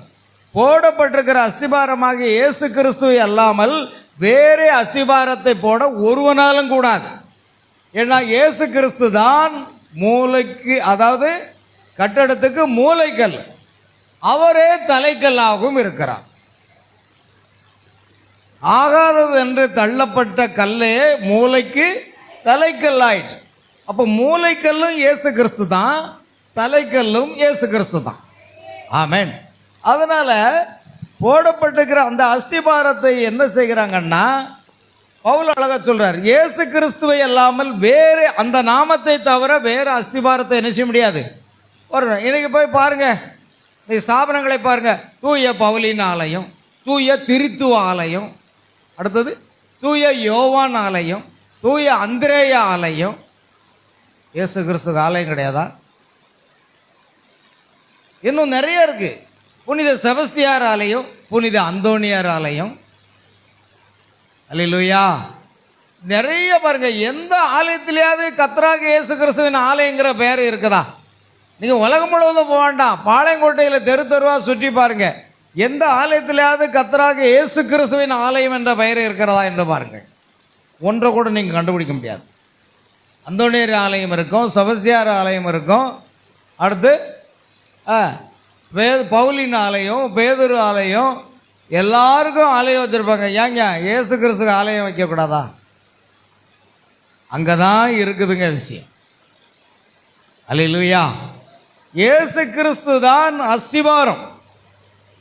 இயேசு கிறிஸ்து இல்லாமல் வேறு அஸ்திபாரத்தை போட ஒருவனாலும் கூடாது. ஆனாலும் ஒருவன் அந்த அஸ்திபாரத்தின் மேலே என்ன செய்யறான்? பொன்னை வைத்து கட்டுகிறான், இன்னொருவன் வெள்ளியை வைத்து கட்டுகிறான், இன்னொருவன் விலையேறப்பட்ட கல்லை வைத்து கட்டுகிறான், இன்னொருவன் விலையேறப்பட்ட மரத்தை வைத்து கட்டுகிறான், இன்னொருவன் புல்லை வைத்து கட்டுகிறான், இன்னொரு சபை இருக்குது அது வைக்கோலை வைத்து கட்டிருக்கிறான். இயேசு கிறிஸ்து பேசிக். ஆமென். ஆனால் கட்டுறது என்னது? மரம், கல், புல், இல்லையா? வேற என்னங்க? பொண்ணு. கொஞ்சம் வசதி இருந்ததுன்னா பொண்ணு, அடுத்தது வெள்ளி. இதையெல்லாம் வைத்து பல ஸ்தாபனங்கள் கட்டப்பட்டிருக்கிறது, சரிதானா? ஆனால் ஒரு நாள் அக்கினி வந்து அதை பரிசோதிக்குமா. நீங்கள் எதனால கட்டப்பட்ட சபையில் இருக்கிறீர்கள்? தேவனுடைய வார்த்தையினால கட்டப்பட்ட அந்த சபை. ஏன்னா வானம் பூமி ஒளிந்து போகும், தேவனுடைய வார்த்தை ஒரு காலம் ஒளிந்து போகாது. ஆகையால் அப்படிப்பட்ட வார்த்தையினால கட்டப்பட்ட ஒரு சபையில் இருப்பீர்களானால், ஓ, அழிந்து போக முடியாத சபை அதுதான். இந்த கல்லின் மேல் என் சபை கட்டுவேன், பாதாளத்தின் வாசல்கள் அதை மேற்கொள்ளவே முடியாது. மரணம் உங்களை தொடவே முடியாதுங்க. மரணமே உன் கூறு எங்கே, பாதாளமே உன் ஜெயம் எங்கே என்று சவால் விட்டார் பரிசுத்த பவுல். மரணத்தை கண்டு பயப்படாத ஒரு சபை இருக்கிறது, அது அவருடைய நாமம் தரிக்கப்பட்ட ஒரு சபை. அல்லேலூயா. பாருங்கள், ஆகியால் அவனுடைய வேலைப்பாடு வெளியாகும், நாளானது அது விளங்கப்படும். ஏனெனில் அது அக்கினினாலே வெளிப்படுத்தப்படும். அவனுடைய வேலைப்பாடு எத்தன்மை உள்ளது என்று அக்னியானது பரிசோதிக்கும். ஒருவன் கட்டினது வெந்து போனால் அவன் நஷ்டமடைவான். அக்னி வந்து பரிசோதிக்கும். ஒவ்வொரு ஸ்தாபனத்தையும் தேவனுடைய அக்னி வந்து பரிசோதிக்கும். ஸ்தாபனம் எத்தனை ஸ்தாபனம் வந்திருக்கு பார்த்தீங்களா? பொண்ணு, வெள்ளி, மரம், கல், புல், வைக்கோல், இதெல்லாம் வச்சு ஸ்தாபனத்தை அவரவர் கட்டிட்டு ஏன் ஸ்தாபனம் தான் சரிங்கிறான். அவரவர் என்ன சொல்றான்? எங்க ஸ்தாபனம் தான் சரின்னு ஒவ்வொருத்தரும் மேன்மை பாருங்களா. அக்கினி வரப்போகிறது. ஆனா அக்கினி வந்து வார்த்தையினால கட்டப்பட்ட அந்த சபையை ஒன்றுமே செய்ய முடியாது. ஏன்னா வார்த்தையும் அக்கினியும் ஒருவரே. எபிரேயர் 12:29 நம்முடைய தேவன் பட்சிக்கிற அக்கினியா இருக்கிறார், அவரே வார்த்தையா இருக்கிறார். அல்லேலூயா. பாருங்கள். சரி, நான் போவோம், செய்திக்கு போவோம். அதனால் இதெல்லாம் சோதிக்கக்கூடிய ஒரு நேரம் வருங்க. அதனால தான் என் ஜனங்களே அவளுடைய பாவத்துக்கு என்ன செய்யாத, உடன்படாத, அவளுக்கு நேரிடும் வாதைகளில் அகப்படாமல் இருக்க அவளை விட்டு என்ன செய்யுங்க, அந்த தாயை விட்டு அந்த பிள்ளைகளை விட்டு வெளியே வாருங்க. சரிதானா? பாருங்கள், அவர் லுத்தரன் செய்தியை கட்டினார், அவர்களோ அதை ஸ்தாபனமாக்கினார்கள். அடுத்தபடியாக அது வளர்ந்து கொண்டு வந்தது. பிறகு அவர் கால் பகுதியாக மெதடிஸ்டுக்குள் வந்தார். இப்படி படிப்படியாக அங்கேதான் அவருடைய வார்த்தையின் மீது அவர் தமது சபையை கட்டினார். ஆமென். எதன் மீதுங்க? வார்த்தையின் மீது. இன்னைக்கு ஜனங்களுக்கு புரியல. என்னங்க ஆர்சிங்கிறாங்க? எங்களுக்கு எங்கள் மதத்தில் பிரிவினெல்லாம் அப்படிலாம் கிடையாது. ஆனால் நீங்கள் என்ன பண்ணுறீங்க? நீங்கள் ஆர்சின்றீங்க, நீங்கள் சிஎஸ்ஐறீங்க, நீங்கள் பெந்தகோசைங்கிறீங்க, நீங்கள் செவந்தடேறீங்க, நீங்கள் மெதடிஸ்டுங்க, நீங்கள் சால்வேஷனாகிறீங்க. ஒரு 500 பிரிவு இருக்குது. இதில் எதுதான் உண்மையான கிறிஸ்தவ சபை? அல்லேலூயா. ஒரு கேள்வி வருகிறது அல்லவா? இன்னைக்கு அநேக மதத்தில் உள்ளவர்களாம் இஸ்லாமிய மதத்தில் போய் சேர்ந்தாங்களாம். ஏக்கு தெரியுமா? அங்கே பிரிவினை கிடையாது. 2 பிரிவினை உண்டு. ஒன்று சன்னி முஸ்லீம், இன்னொன்று ஷியா முஸ்லீம். இந்த 2 பிரிவு மட்டும். அல்லேலூயா. ஆனால் இவர்களுக்குள் ஜாதி வேறுபாடே கிடையாதான். ஒரு சில கிறிஸ்தவர்கள் போய் இஸ்லாமிய மதத்தில் சேர்ந்தாங்களாம். அவங்க பேட்டி கொடுக்குறாங்க, கிறிஸ்தவத்தில் எல்லா ஜாதி வெறியர்களும் இருக்கிறார்கள் அப்படிங்க. அதே மாதிரி இந்து மதத்தை எடுத்துக்கிட்டா ஜாதி வெறியர்கள் அதிகமாக இருக்கிறான். சூத்திரியன், சத்திரன், என்னெல்லாமோ சொல்கிறாங்க. தலையிலிருந்து பிறந்தவன் பிராமணன், அப்புறம் சூத்திரர்கள், அப்புறம் சத்திரியர்கள், அப்புறம் என்னெல்லாமோ சொல்லிக்கிட்டு இருக்கான். இதிலிருந்து பிறந்தவன் சொல்லிட்டு அவன் ஒரு கதை கட்டிகிட்டு இருக்கான். நாங்கள் தான் உயர்ந்தவன் அப்படின்னு அவன் ஒருத்தர் சொல்லிக்கிட்டு இருக்கான். அல்லேலூயா. ஜாதி விதமான எல்லா காரியமும் எங்கே இருக்குது? எல்லா மதத்திலையும் இருக்குது. ஆனால் இஸ்லாமிய மதத்தில் அந்த ஜாதி இல்லைன்றான். அதனால தான் கிறிஸ்தவர்கள் கூட இஸ்லாமிய மதத்தில் போய் சேர்ந்துருக்காங்க, இந்துக்கள் கூட இஸ்லாமிய மதத்தில் போய் சேர்ங்க. ஏன்னா உங்களுக்குள்ள ஜாதி வரி பிடிச்சவன் இருக்கிறான். கோயிலுக்குள்ளே கூட போகக்கூடாது. எங்கே போகக்கூடாது? கோயிலுக்குள்ளே போகக்கூடாது. அதுவும் அந்த உயர்ந்த ஜாதிக்காரங்க தான் அங்கே என்ன செய்யணும்? மந்திரம் ஓதணும். வேறு யாரும் உள்ளே போகக்கூடாது. நம்ம தமிழ்நாட்டு முதலமைச்சரை பாராட்ட வேண்டிய ஒரு விஷயம் என்னென்னா, எல்லா ஜாதிக்காரர்களும் என்னவாகலாம்? அர்ச்சகர் ஆகலாம்னு ஒரு காரியத்தை கொண்டு வந்தார். சரிதானாங்க? ஏங்க சரிதானா? கொஞ்சமாக தெரியுமா? நம்ம தமிழ்நாட்டை பற்றி கொஞ்சம் தெரியுமா? ஏதாவது இந்தியாவுக்கும் பாகிஸ்தானுக்கும் சண்டை நடந்துக்கிட்டு தெரியுமில்ல? நம்ம பக்கத்து வீட்டுக்காரங்கிட்ட தான் சண்டை நடந்துக்கிட்டு இருக்கு. நாளைக்கு சொல்கிறேன். அல்லேலூயா. கவனிங்க, உலகம் எங்கே போயிட்டுருக்கு? சண்டை எங்கேயோ நடந்துக்கிட்டு இருக்கணும். இஸ்ரேலும் ஹமாஸ் தீவிரவாதிகள், லெபனான்லாம் சண்டை நடந்துகிட்டு இருக்கு. ரஷ்யா உக்ரைன் சண்டை போட்டு நம்ம வீட்டுக்கே சண்டை வந்துட்ட. அல்லேலூயா. வட மாநிலத்தில் அநேக இடங்களில் மின்சாரம் துண்டிப்பு. ஆமே, இந்த வெயில் காலத்தில் மின்சாரம் துண்டிச்சா என்ன ஆகும்? ஃபேன் ஓடாது, ஏசி ஓடாது, அவ்வளோதான். பயந்து பயந்து பதுங்கு குழியில் ஒழித்து கொண்டிருக்கிறார்கள். பயங்கரமான ஒரு சூழல். அப்போ என்ன சொன்னோம்? எல்லாமே இருக்கிறது. அதனால் சில பேர் சொல்கிறாங்க, சில கிறிஸ்தவர்கள் சொல்கிறாங்க, அங்கே போய் பேட்டி கொடுத்துருக்காங்க யூடியூப்பில், நான் ஏன் இஸ்லாமியத்தில் போய் சேர்ந்தேன்னா இங்கே ஜாதி வெறியே கிடையாது அப்படின்றான். கிறிஸ்தவனுக்குள்ளே எல்லாம் என்ன இருக்குது? கிறிஸ்தவனுக்குள்ள எல்லா அயோக்கியத்தனமும் இருக்கு. எல்லா ஜாதி வரியும் இங்கே இருக்கு. இது என்னைக்கு ஒழிய போதோ? ஆனால் பைபிள் சொல்லுது, ஒருவன் கிறிஸ்துக்குள் உள்ளிருந்தால் அவன் புது சிருஷ்டியாக இருக்கிறான். அவன் பழையவைகள் ஒளிந்து போயின, எல்லாம் புதிதாயின. அவன் பரிசுத்த ஜாதி என்று அழைக்கப்படுகிறான். நீங்கள் உண்மையான கிறிஸ்தவர்களாக இருந்தால் நீங்கள் பரிசுத்த ஜாதியாக இருக்குங்க. ஐயா உங்கள் ஜாதி என்ன? நான் பரிசுத்த ஜாதி. வேறு எதையாவது நீங்கள் சொன்னீங்க அப்படின்னா நீங்கள் மறுபடியும் பிறக்கவே இல்லைன்னு அர்த்தம். இன்னும் என்ன செய்யலை? மறுபடியும் பிறக்கலை. கடைசி கால செய்தியில் உள்ள சிலவர் யூடியூப், அதாவது வாட்ஸ்அப்பில் போடுவாங்க, இன்னன்னு பேரை போட்டு பின்னால் தான் ஜாதியை போட்டுக்கிடுவோம். இவன் மனம் திரும்பவே இல்லைங்க. ஆமென். ஆதாமை ஏவாளை மட்டும்தானே படைத்தார். முதல் மனிதனாகிய ஆதாம் என்ன ஜாதி? அதுதான் தேவன் பரிசுத்தமாக அவரை போலவே படைத்தார், அந்த பரிசுத்த ஜாதி. இந்த இடையில தான் அந்த மக்கள் என்ன பண்ணிட்டான்? இஷ்டத்துக்கு ஜாதியை கொண்டு வந்துட்டான். அந்த அரசியல்வாதிகள் இந்த ஜாதியை என்ன செய்தான்? இன்னும் அதிகப்படுத்தி மக்களை தூண்டிவிட்டு இதையெல்லாம் செய்து கொண்டிருக்கிறார்கள். ஆனால் நாம் அதற்கு அப்பாற்பட்டவர்களாக வர வேண்டும் என்றால் இந்த வேதம் அதை போதிக்கிறது. பிரியமானவர்களே, அல்லேலூயா. பாருங்கள், ஆகையால் மெதடிஸ்டுக்குள் வளர்ந்தார். இப்படி படிப்படியாக அங்கேதான் அவருடைய வார்த்தையின் மீது அவர் தமது சபை கட்டினார். இப்போது அவர் எல்லாமே பாதமாக இருக்கவில்லை. பாருங்கள், தானியேல் 70 வாரங்களை பற்றி அவர் சொல்றார். அவர் எல்லாமே பாதமாக இருக்கவில்லை, அல்லது எல்லாமே தொடையாகவும் இருக்கவில்லை. அவர் சரீரமாக இருக்கிறார்.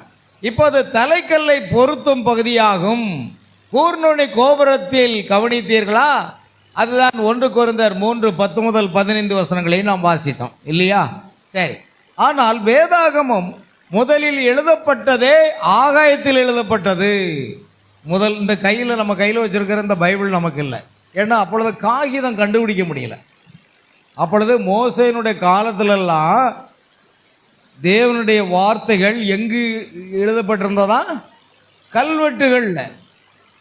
கல்வெட்டுகளில் தான் அது அவர்கள் பொறித்தார்கள். பின்பு அதையெல்லாம் சேகரித்து தோள்களில் எழுதினார்கள். என்ன இருந்தது? தோள்கள். அல்லேலூயா. அதன் பிற்பாடு இந்த 20வது நூற்றாண்டு, மன்னிக்கவும், முதல் நூற்றாண்டு சமயத்தில் தான், முதலாவது நூற்றாண்டு புதிய கிபியில் வரும்போது இந்த பைபிளை, அதாவது இந்த பேப்பரை கண்டுபிடிச்சாங்க, காகிதம். அல்லேலூயா. இந்த காகிதத்தில் தான் திரும்ப அதை என்ன செய்தாங்க? எழுத ஆரம்பித்தார்கள். ஒரு காலத்தில் பழைய காலத்து பத்திரம் இருக்கும்னா அந்த பத்திரத்தில் என்ன எழுதியிருப்பாங்க? கூட்டெழுத்து மாதிரி எழுதியிருப்பார். பத்திரம் எழுதினவர் தான் அதை வாசிக்க முடியும், வேறு யாரும் வாசிக்க முடியாது. அந்த மாதிரி கூட்டெழுத்தில் எழுதியிருப்பாங்க. எழுதி தான் கையினால் அந்த பேனாவனால் எழுதி தான் பத்திரங்கள் எல்லாம் பதிவு செய்யப்பட்டது. ஆனால் இப்பொழுதோ கம்ப்யூட்டர் வந்து விட்டது. இப்போ நமக்கு என்ன வந்திருக்கிறது?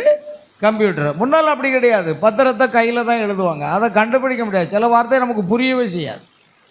ஆனால் விஞ்ஞானம் வளர வளர வளர அது முன்னேறி கொண்டிருக்கு. ஆகையால் நம்முடைய கையில் தேவனுடைய வார்த்தை, மோசே எழுதினது, எல்லா தீர்க்கதரிசிகள் எழுதினது நமக்கு அது கிடைத்திருக்கிறது. அல்லேலூயா. அப்போ நாம் பாக்கியவான்கள் தானே. ஆனால் இந்த எழுத்து வடிவமான பைபிள் வருவதற்கு முன்பாக வேதாகமம் எங்கிருந்ததா? தேவனால் சிருஷ்டிக்கப்பட்ட ராசிகளில் இருந்தது. அது என்ன? வேதாகமம் முதலில் எழுதப்பட்டதே ஆகாயத்தில் தான் எழுதப்பட்டதாம்.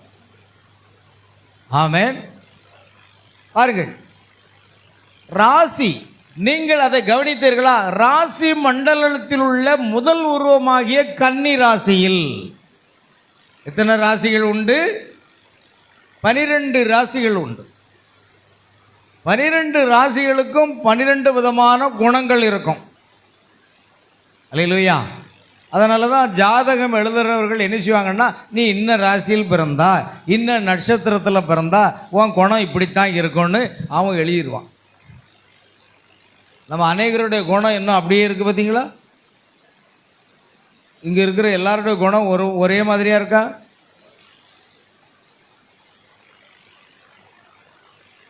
ரெண்டு நாளைக்கு முன்னால் எங்கள் கிச்சனில் சிம்னி மாட்டுறதுக்கு ஒருத்தர் வந்திருந்தார். மணி 3 ஆயிட்டு வேலையை முடிய, நானும் சாப்பிடலை. கடைசியில் பார்த்தீங்கன்னா அவர் ரொம்ப அமைதியாக மெதுவாக பேசுகிறார், ரொம்ப பேசுகிறாரு. ஏன்னா என் மனைவியும் மகளும் சேர்ந்து சொன்னாங்க, அவர் எவ்வளோ நிதானமாக பேசுகிறாரு, எவ்வளோ அமைதியாக பேசுகிறாரு, நீங்களும் இருக்கீங்களேன்னார். அல்லேலூயா. ஏன் சுபாவம் அப்படி இருக்குது, நேச்சர். உண்மையாகவே அவரை பார்த்து நான் ஆரம்பித்தேன், கிறிஸ்துக்குள்ளே இருந்தால் நல்ல சாந்தமாக இருப்பாங்கன்னு பார்த்தா அவன் கிறிஸ்துக்குள்ளே வரல. அவர் அவ்வளோ அமைதியாக பேசுகிறார். 3 மணி ஆன பிறகு, சார் கிளாம்பு வாங்கிட்டு வந்தீங்கன்னா அதை நான் உங்களுக்கு மாட்டி தந்துடுறாங்க. 3 மணி பசி, வீட்டில் சமையல் பண்ணுறதுக்கு வெங்காயம் தக்காளி எல்லாம் வெட்டி வச்சது அங்கே இருக்குது, ஏன்னா டைம் இல்லை. அப்புறம் ஹோட்டலில் ஆர்டர் போட்டுருந்தோம், நாங்கள் சாப்பிட்டோம். 3 மணிக்கு தான் அவரை அனுப்பிட்டு. அவ்வளோ சாந்தமாக அமைதியாக பேசுகிறவங்க இருக்கிறாங்க. இவங்க என்ன பரிசுத்தாவி பெற்றிருக்கிறாங்க? இல்லை, நாம் பரிசுத்தாவி பெற்றிருக்கிறோம். ஆனால் நம்ம பேசுகிறத பார்த்தீங்கன்னா பயங்கரமாக வெடிக்குது. அதுதான் நேச்சர்னு சொல்லுவாங்க. நேச்சர், சுபாவம்னு சொல்கிறது. இந்த சுபாவம் ராசிகளின் அடிப்படையில் வருது, நட்சத்திரத்தின் அடிப்படையில் இருக்குது. நாம் ஒவ்வொருவரும் ஒவ்வொரு நட்சத்திரத்தின் கீழே பிறந்திருக்கிறோம். புரியுதா? ஆமேன். நீங்கள் ஏதாவது ஒரு நட்சத்திரத்தின் அடிப்படையில் தான் பிறந்திருக்கணும். உங்களுக்கு ஒரு ராசி இருக்குது, ஆனால் நான் அது ஏன் அதை நம்ம இப்போ பார்க்கறது இல்லைன்னா, அந்த வேதாகமம் முடிஞ்சு எழுதப்பட்ட வேதாகமம் நமக்கு கொடுக்கப்பட்டாயிடுச்சு. அது முதல்ல வானத்தில் இருந்தது, 2வது எகிப்தில் உள்ள கூறின கோபுரத்துக்கு போச்சு, 3வது நமக்கு எங்கே வந்தாச்சு? எழுதப்பட்ட வார்த்தை. அதனால் நாம் இப்போந்தான் அப்போ ராசிகளை பின்பற்ற சொல்கிறீங்களான்னு நீங்கள் கேட்கலாம். ஐயா, ஒரு காலத்தில் அது இருந்ததையா. அதனால தான் துருவ நட்சத்திரம் என்று சொல்லப்படுகிற நட்சத்திரத்தை பார்த்து, அந்த வால் நட்சத்திரத்தை பார்த்து தான் சாஸ்திரிகள் கிறிஸ்துவானவர் எங்கே பிறந்திருக்கிறார் என்று எதை பார்த்து பிரயாணப்பட்டார்கள்? நட்சத்திரத்தை பார்த்து பிரயாணப்பட்டு போனார்கள். ஆமென். அதுதான் இங்கே நம்ம பார்க்குறோம். முதலாவது கன்னி ராசி. ஆமென். கன்னி ராசி. அடுத்து நிறைய ராசி இருக்கு. ரிஷப ராசி, துலாம் ராசி, விருச்சிகம் ராசி, அடுத்தது கடக ராசி, கடைசியில் வரக்கூடியதான் சிம்ம ராசி. 12வது ராசி என்னங்க? சிம்ம ராசி. அது சிங்கம். இயேசு கன்னியின் மூலமாக பிறந்தார். ஆமென். இப்பொழுது அவர் சிங்கமாக வந்திருக்கிறார். பார்த்தீங்களா? ராசிகள் அடிப்படையில் தாங்க இயேசு கிறிஸ்து வந்திருக்கிறாரு. அதே போல தான் நாமும். இயேசு கன்னியின் மூலமாக பிறந்தார். மரியாள் என்ற கன்னியின் மூலமாக அவர் பிறந்தார். அல்லேலூயா. இப்பொழுது சிங்கமாக, யூதா கோத்திரத்து சிங்கமாக வந்திருக்கிறார். அதுதான் சிம்ம ராசியில் முடிவடைகிறது. ஆமென். பாருங்கள், அதுதான் காரியம். கன்னி ராசியில் தொடங்கிறது. கடைசி உருவம் சிம்ம ராசியாகிய சிங்கம். அவர் முதல் கண்ணின் மூலமாக வந்தார். அவர் அடுத்த முறை யூதா கோத்திரத்து சிங்கமாக வருகிறார். வந்திருக்காரா, வரப்போறாரா? ஆமென். நாம் எல்லோரும் வந்திருக்கிறார் என்று விசுவாசிக்கிறோம். ஆனால் இன்னைக்கும் கடைசி கால செய்தியில் இருக்கிற அநேகர் இன்னும் வரல. ஸ்தாபனத்துக்காரங்க சொல்கிற மாதிரியே சொல்லிக்கிட்டு இருக்கிறாங்க. ஸ்தாபனத்துக்காரங்க அவர் ஆகாயத்தில் தான் வருவார் சொல்லிக்கிட்டே இருக்காங்க. ஆனால் அப்படி இல்லை.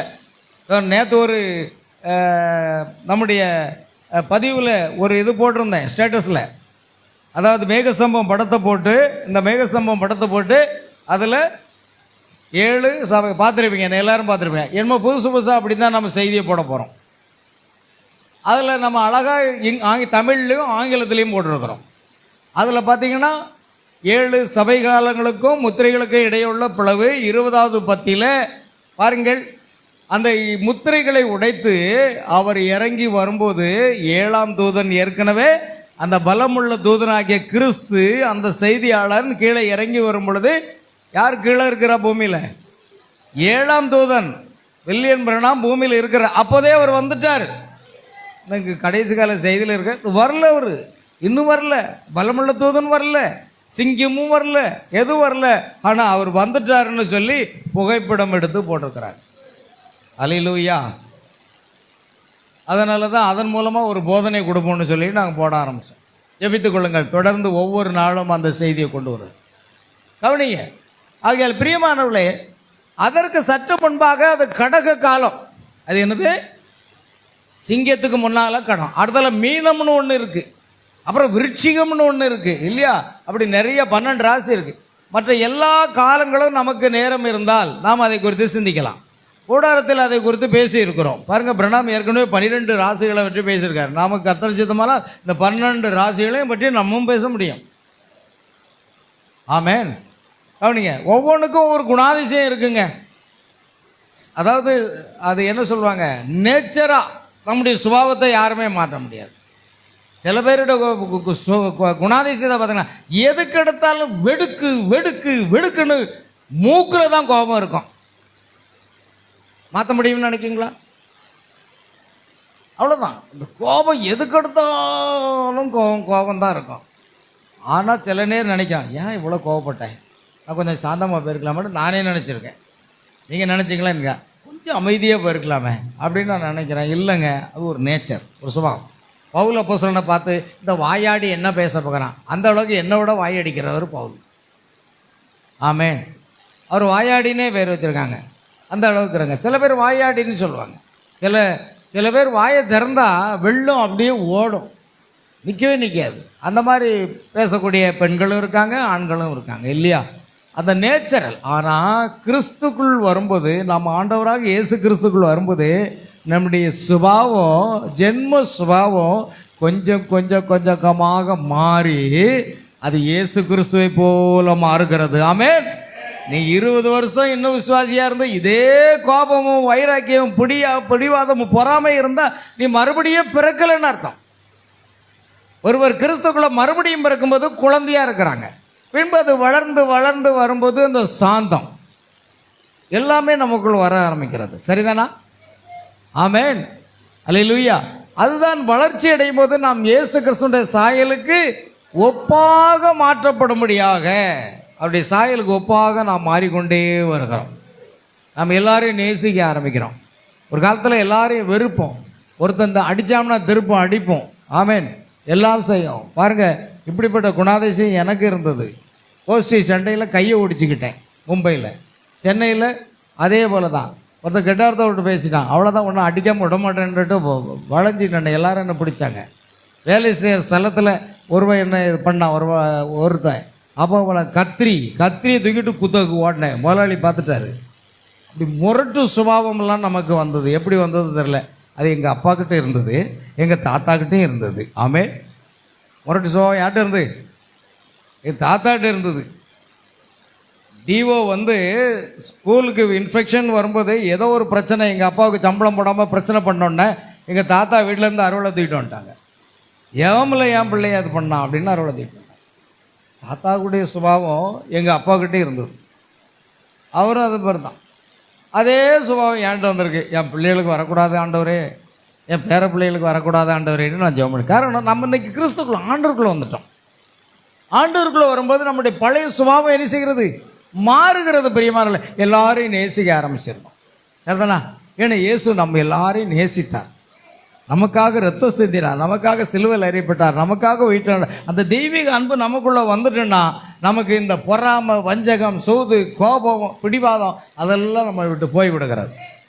ஒரு கிறிஸ்துக்குள் இருந்தால், உள்ளிருந்தால் புது சிருஷ்டியாக இருக்கிறான், பழையகள் ஒழிந்து போயின. கவனிங்க. ஆகையால் கூர்நின் கோபுரமானது அந்த அஸ்திபாரங்களால் எழுதப்பட்டதாக அமைந்து ராஜாவின் அறைக்கு வந்திருக்கிறது இல்லையா? நீங்கள் 7வது சுவற்றை அடைவதற்கு சற்று முன்பு ஒரு தூதன் வெளியே வந்து உங்களை பாருங்க ராஜாவுடைய சமூகத்திற்கு அழைத்து செல்வதற்கான அறிமுகம் செய்யும் ஒரு சிறு பலகை இங்கு இருக்கிறது. ராஜாவை அறிமுகம் செய்த தூதனாகிய யோவான் ஸ்நானகன், பாருங்க, யோவான் ஸ்நானகன் தான் இயேசு கிறிஸ்து என்ற ராஜாவை அறிமுகம் செய்தார். ஆனால் தலைக்கல்லானது புறக்கணிக்கப்பட்டது. தலைக்கல் என்றோ அல்லது வேறு எவ்வாறோ அழைக்கப்படும் அந்த கல்லானது எங்கிருக்கிறது என்பதை அவர்கள் அறியாதிருக்கிறார்கள். ஏனென்றால் அது ஒரு புறக்கணிக்கப்பட்ட கல்லாக இருக்கிறது. புறக்கணிக்கப்பட்ட ராஜா ஒரு செய்தி இருக்கிறது. எத்தனை பேர் வாசித்திருக்கீங்க? புஸ்தகம் வாசிக்கிற பழக்கம் இருக்கணும் உங்களுக்கு முதல்ல. ஆமென். தினத்தந்தியை வாசிங்கன்னா அங்கே மண்டையில் அடித்தான், இங்கே வெட்டுனா, அங்கே குத்துனா, இதைத்தான் பார்க்கணும். நீங்கள் படிக்கக்கூடியதை வாசிங்க. அல்லேலூயா. பாருங்க, செய்தித்தாளை படிக்கக்கூடாதுன்னு நான் சொல்ல வரல, உலக நடப்பு தெரிஞ்சு கொள்ளுங்க. ஆனால் அதோட முக்கியமானது வேதத்தை வாசிங்க, செய்தியை வாசிங்க. உங்களுக்கு வாசிக்க தெரியும்ல அப்படின்னா புஸ்தகத்தை எடுத்து வாசிங்க. மேலே செல்ஃபில் நிறைய புஸ்தகம் வச்சுருக்கேன். உங்களுக்கு அதில் ஆர்வம் வேணும், ஒரு தாகம் இருக்கணுங்க. தாகம் உள்ளவங்க இருந்தால் தண்ணி குடிக்க முடியும், பசியாக இருக்கிறவன் தான் சாப்பிட முடியும். உங்களுக்கு தாகம் இருக்கணும், தேவனுடைய செய்தியை வாசிக்கணும் அப்படின்னு இரவு பகலாக உட்கார்ந்து நான் வாசித்தாள். அல்லேலூயா. ஏனென்றால் அது ஒரு புறக்கணிக்கப்பட்ட கல்லாக இருக்கிறது. ஆனால் முழு கூர்நுனி கோபுரத்தையும் பூர்த்தி செய்வது அந்த கல் தான். முழு 7 சபையின் காலங்களாக எழும்பிய கூர்நுனி கோபுரமாக அதை ஆக்குவது அந்த கல் தான். கிருபையை கூட்டு, இதை கூட்டு, இதை கூட்டு, 7 காரியங்கள் கூட்டப்பட வேண்டியது கிறிஸ்துவாகும். உங்கள் அன்போடு இதை கூட்டுங்கள், உங்கள் கிருபையோடு கிருபையை கூட்டுங்கள், வேறு ஏதாகிலும் கூட்டுங்கள், மேலும் வேறு ஏதாவது இவ்விதமான தலைக்கலாகிய கிறிஸ்துவண்டை வருமறை நானே வாசல். பார்த்தீங்களா? விசுவாசத்தோடு தைரியத்தையும், தைரியத்தோடு ஞானத்தையும், ஞானத்தோடு இச்சையடக்கத்தையும், இச்சையடக்கத்தோடு பொறுமையையும், பொறுமையோடு தேவபக்தியையும், தேவபக்தியோட சகோதர சிநேகத்தையும், கடைசியாக அன்பையும் கூட்டி வழங்குங்கள். ஒரு பரிபூர்ண மனிதன் இப்படித்தான் இருப்பானாம். அல்லேலூயா. கவனிங்க. ஆகையால் 2 பேதுரு 1:5 முதல் 7 வசனங்கள். இப்பொழுது ஒரு குமாரன் எப்போதும் தன் பிதாவினுடைய நாமத்தில் வருகிறான். எந்த குமாரனும் தன் தகப்பனுடைய நாமத்தில் வருகிறான். நான் என் பிதாவினுடைய நாமத்தில் வந்தேன் என்று இயேசு கூறினார். அப்படியானால் பிதாவினுடைய நாமம் என்ன? குமாரனுடைய நாமம் என்ன? இன்னும் கொஞ்ச காலத்தில் உலகம் என்னை காணாது, நீங்களோ என்னை காண்பீர்கள் என்று இயேசு சொன்னார். ஆம், அவர் பரிசுத்த ஆவியின் உருவத்தில் வந்தார். அதே இயேசு, ஆமென், ஓ இயேசுவே என்று அவர்கள் ஆராதித்ததற்கு அதுதான் காரணம். ஏன்னா அது யாருடைய நாமம்? பிதாவின் நாமம். பிதா, குமாரன், பரிசுத்த ஆவி. இது கர்த்தராகிய இயேசு கிறிஸ்து. ஆமென். Father, Son, Holy Spirit. These are not names. There are only titles and only one name. Amen. Given under. Hallelujah. ஒரே ஒரு பெயர் தான், வானத்திலேயும் பூமியிலேயும் ஒரே ஒரு பெயர் தான் கொடுக்கப்பட்டிருக்கிறது. அதுதான் இயேசு கிறிஸ்துவின் நாமம். Hallelujah. given under heaven and the earth. வானத்துக்கு கீழே பூமிக்கு மேலே ஒரே ஒரு பெயர் தான் இருக்குங்க. அது கர்த்தராகிய இயேசு கிறிஸ்துவினுடைய நாமம். அதுதான் பிதா, குமாரன், பரிசுத்த ஆவி. அது கர்த்தராகிய இயேசு கிறிஸ்து. அதனால தான் நாம் கர்த்தராகிய இயேசு கிறிஸ்துவின் நாமத்தில் ஞானஸ்நானம் கொடுக்கிறோம். கர்த்தராகிய இயேசு கிறிஸ்துவின் நாமத்திலே நாம் வாழ்த்துகிறோம். கர்த்தராகிய இயேசு கிறிஸ்து நாமத்தில் நாம் ஆசீர்வதிக்கிறோம். எதை செய்தாலும் கர்த்தராகிய இயேசு கிறிஸ்து. ஆனா அவர்களோ, ஸ்தாபனத்தார்களோ, பிதா குமாரன் பரிசுத்தாவி, பிதா குமாரன் பரிசுத்தாவி பட்ட பெயர்களை சொல்லிக் கொண்டிருக்கிறார். அதில் எந்த நன்மையும் இல்லை. ஒரு பிசாச கூட நீங்க பிதா குமாரன் பரிசுத்த நாமத்தில் தருத்த முடியாது. ஒரு பிசாச, ஒரு அசுத்தாவியை பிதா குமாரன் பரிசுத்தாவின் நாமத்தில் நீங்கள் துரத்த முடியாது என்றால், பிதா குமாரன் பரிசுத்தாவியத்தில் ஞானஸ்தானம் பெற்றால் உங்கள் பாவம் என்ன செய்யப்படாது? மன்னிக்கப்படாது. நீ இன்னும் பாவியாத்தான் இருக்கிற. ஆமென். ஆனால் நாங்கள் முழுக்க ஞானஸ்தானம் பெற்றுட்டோம், நாங்கள் பிதா குமாரன் பரிசுத்த நாமத்தில் ஞானஸ்தானம், உங்கள் பாவம் இன்னும் மன்னிக்கப்படலை. அல்லேலூயா. நானே அவர் என்று நீங்கள் அறியாவிட்டால் உங்கள் பாவங்களில் விழுந்து சாவீர்கள் என்று வேதம் சொல்லும். இன்னும் அவங்க பாவிதாங்க. நீங்கள் என்றைக்கு கர்த்தராகிய இயேசு நாமத்தில் ஞானஸ்தானம் பெற்று கேட்டீங்களோ அப்பொழுது உங்கள் பாவம் மன்னிக்கப்பட்டு கொடுக்கிறார். அல்லேலூயா. பாருங்க, அதுதான் நாமம், பிதா குமாரன் பரிசுத்தாவி. இது கர்த்தராகிய இயேசு கிறிஸ்து. அவ்வளவுதான். நான் என் பிதாவின் நாமத்தினாலே வந்திருந்தோம், நீங்கள் என்னை ஏற்றுக்கொள்ளவில்லை. இல்லையா? யோவான் 5:43, யோவான் 14:19. வேறொருவன் வருவான், ஒரு ஸ்தாபனம், ஒரு மத கோட்பாடு என்று அவர் இங்கு சேர்த்து சொல்லி நம்மை எச்சரிக்கிறார் என்பதை இப்போது ஞாபகத்தில் கொள்ளுங்கள். அவர்கள் தங்கள் நாமத்தில் வருவார்கள். அவர்களை நீங்கள் என்ன நாமத்தில் வருவாங்க? நான் மெத்தடிஸ்ட்டு, நான் பாப்டிஸ்ட்டு, நான் பிரஸ்பிடேரியன், நான் ஆர்சி, நான் சிஎஸ்ஏ, நான் ஏஜி, நான் சிபிஓ, நான் ஐபிசி, இப்படி பல பேர் சொல்லுவாங்க, பிரிவினெல்லாம் சொல்லாங்க. ஐயா அதை கேட்கல. நீங்கள் கிறிஸ்தவனா? ஒரு கேள்வி கேட்டு பாருங்க, நீங்கள் கிறிஸ்தவனான்னு கேளுங்க. அவங்க என்ன சொல்லுவாங்க? இல்லை நான் சிபிஓ, இல்லை நான் ஐபிசி, இல்லை நான் ஏஜி. உங்கள் பட்ட பேர் எங்களுக்கு தேவையில்லைங்க. நீ கிறிஸ்தவனா இல்லையா? ஆமே. நீங்கள் அதை தான் பாருங்க, நீ கிறிஸ்தவனான்னு கேட்டு பாருங்க. அவன் மனப்பூர்வமாக கிறிஸ்தவன் சொல்ல மாட்டான். நான் ஏஜின்னு சொல்லுவாங்க, நான் ஐபிசின்னு சொல்லுவாங்க, எதையாவது ஒன்றை சொல்லி கொண்டிருப்பாங்க. அல்லேலூயா. ஆனால் நீங்கள் என்ன சொல்ல போகிறீர்கள்? நீ கிறிஸ்தவனா? ஆமையா, நான் கிறிஸ்தவன் தான். கிறிஸ்துவை உடையவன் கிறிஸ்தவன், கிறிஸ்துவின் ஆவி இல்லாதவன் அவருடையவன் அல்ல என்று ரோமர் 8:9 சொல்லுகிறார். கவனிங்க, மிக கவனமாக இருக்க வேண்டும். நீங்கள் நினைக்கிறீங்க ஸ்தாபனத்தில், ஏதாவது ஒரு ஸ்தாபனத்தில் போய் சேர்ந்துக்கலாம். என் தேவ பிள்ளைகளே, நீங்கள் தேவனுடைய ராஜ்யத்தை இழக்க போறீங்க. தேவனுடைய ராஜ்யத்தை இழந்து எங்கே போகிறீங்க? உபத்திரவ காலத்தில், அந்திகிறிஸ்துவோட காலத்தில் போக போகிறீங்க. ஏன்னா வார்த்தை மிக தெளிவாக இருக்கிறது. அல்லேலூயா. பாருங்க, ஒரு மத கோட்பாடு என்று அவர்கள் இங்கு சேர்த்து சொல்லி நம்மை எச்சரிக்கிறார் என்பதை இப்போது ஞாபகத்தில் கொள்ளுங்கள். அவர்கள் தங்கள் நாமத்தில் வருவார்கள், அவர்களை நீங்கள் ஏற்றுக்கொள்வீர்கள். உங்கள் முன்பாக உறுதிப்படுத்தப்பட்டும் நிரூபிக்கப்பட்டதுமாகிய வார்த்தையாகிய என்னை நீங்கள் ஏற்றுக்கொள்ள மாட்டீர்கள். அவர் அன்றைக்கு சரியாக இருந்தது போல அவர் இன்றைக்கும் சரியாகவே இருக்கிறார். தேசம் முழுவதும் இதை கேட்கிற மக்களே, அதை நீங்கள் இழந்து விடாதீர்கள். பார்த்தீங்களா, அதை இழந்து போவாங்க. நான் மெத்தடிஸ்ட், நான் பாப்டிஸ்ட், நான் பெந்தகோஸ்தே, நான் சிபிஐ, நான் ஏசி. நீங்கள் அதை இழந்து போக போகிறீர்கள். ஆமென். பாருங்கள், அதை நீங்கள் இழந்து விடாதீர்கள். வேறொருவன் வருவான், ஒரு சபை, நீங்கள் அதை நம்புவீர்கள். ஏனென்றால் நீங்கள் எப்படியும் செய்யலாம், நான் அதை உறுதிப்படுத்த மாட்டேன். அவரால் அளிக்கப்பட்ட செய்திக்கு புறம்பாக எந்த சபையிலும் அவர் எதையும் ஒருபோதும் எந்த நேரத்திலும் எப்போதும் உறுதிப்படுத்தினதே இல்லை.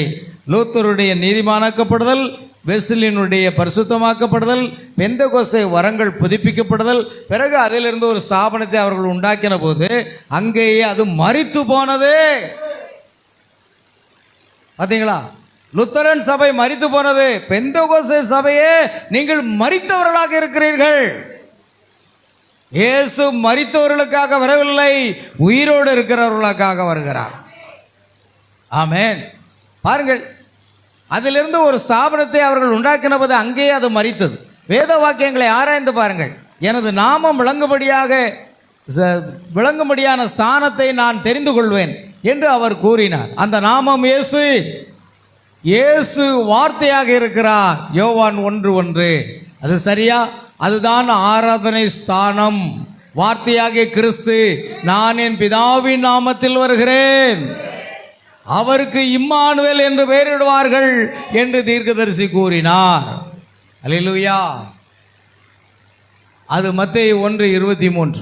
நீங்கள் அதை எழுதி கொள்ள விரும்பினால் இயேசு யெகோவா ரட்சகர், ஏசாயா 7:14, மத்தேயு 1:23. ஆமென், அல்லேலூயா. ஏசாயா 7:14 என்ன சொல்கிறது? ஒரு கன்னி கர்ப்பவதியாகி ஒரு குமாரனை பெறுவாள், அவருக்கு இம்மானுவேல் என்று பெயரிடுவார்கள். இம்மானுவேல் என்றால் தேவன் நம்மோடு இருக்கிறார். வார்த்தை மாமிசமாகி கிருபையினாலும் சத்தியத்தினால் நிறைந்தவராய் ஒரு மனிதனாக வாழ்ந்தார். பாருங்கள், இந்த வானத்தையும் பூமியையும் அண்ட சராசரங்களையும் நம்மையும் படைத்த தேவன் ஒரு மனித உருவில இந்த பூமியில வந்தார். இன்னைக்கு இந்த உலக மக்கள் அறிந்து கொண்டார்களா? எந்த குலத்தில் அவர் வந்தாரோ, யூத வம்சத்தில் வந்தாரோ, அந்த ஜனங்களே அவரை அறிந்து கொள்ளவில்லை. அவர் தமக்கு சொந்தமானதில் வந்தார், அவருக்கு சொந்தமானவர்கள் கூட அவரை ஏற்றுக்கொள்ளவில்லை. அவருடைய சொந்த ஜனங்களே அவரை சிலுவையில் எறிந்தார்கள். அப்படியானால் இன்றைக்கு இருக்கிற மதங்கள் எப்படி இயேசுவை ஏற்றுக்கொள்ளும்? அவர் உலகத்தின் பாவங்களை சுமந்து இருக்கிற தேவாட்டுக்குட்டி, நம்முடைய பாவங்களை மாத்திரமல்ல சர்வலோகத்தின் பாவங்களை சுமந்து இருக்கிற கிருபாதார பலி அவரே. அவர்தான் நம் உலக மக்களாகிய நம்ம எல்லாருக்காக பலியான ஒரே ஒரு பலி. அல்லேலூயா. இப்போது 5வது வசனம், அவரே வாசல் என்பதை காட்டுகிறார். இதற்குள்ளாக காணப்படாத மற்ற அநேக சாட்சிகளால் இந்த வாசலும் நாமமும் ஸ்தானமும் தேவன் மனிதன் தம்மை ஆராதிப்பதற்கென அவனை சந்திக்கும் ஒரே ஸ்தானம். அங்கே என்ன இருக்கணும்? வார்த்தை நாமம். வார்த்தையும் நாமமும் இருக்கிற இடத்துல போய் நீங்கள் ஆராதிச்சு பாருங்க, அதைத்தான் தேவன் ஏற்றுக்கொள்வார். அங்கே வார்த்தையும் இல்லை, அங்கே மனுஷ போதனை இருக்குது, அடுத்து அங்கே என்ன இல்லை? நாமமும் இல்லை. எப்படிங்க அங்கே போய் ஆராதிக்க முடியும்? ஆமென், அல்லேலூயா. அவர் கிறிஸ்துக்குள் இருக்கிறார். பாருங்கள், அவனை சந்திக்க ஒரே ஸ்தானம் அது அவர் கிறிஸ்துக்குள் இருக்கும்போதே. இப்போது நாம் எவ்விதம் அவருக்குள் பிரவேசிக்கிறோம் என்பதை கேள்வியாகும். ஆனால் மருந்து சாப்பிடும்போது மருந்து நம்மை வெறுப்படைய செய்யாவிட்டால் அது நமக்கு எந்த நன்மையும் செய்வதில்லை. இப்போது எது வேண்டுமானாலும் விசுவாசத்தோடு சாப்பிடணும். ஒரு மருந்து தான் சாப்பிட்றோம், டாக்டர் சொல்கிறார் இது உணவுக்கு முன், இது உணவுக்கு பின் அப்படின்னு சொல்கிறாரு. நீங்கள் என்ன பண்ணுவீங்க? அவர் சொல்லிட்டு கிடக்கார். ஆமென். உணவுக்கு முன்னு ஒன்று சாப்பிடாத நான் பின்னால் சாப்பிடுவேன், பின்னால் சாப்பிடாத நான் முன்னால் சாப்பிடுவேன். வியாதி சோகமாமா? அப்போ நாங்கள் மட்டும் பிரசங்கிக்கிற வேத வசனத்தை அவர் சொல்லிட்டு கிடக்கார், நமக்கு என்ன அப்படின்னு உதாசீனப்படுத்திங்கன்னா நீங்கள் சுகமாக மாட்டீங்க. முடிஞ்சு போச்சு, பரலோகம் போக முடியாது, அவ்வளோதான்.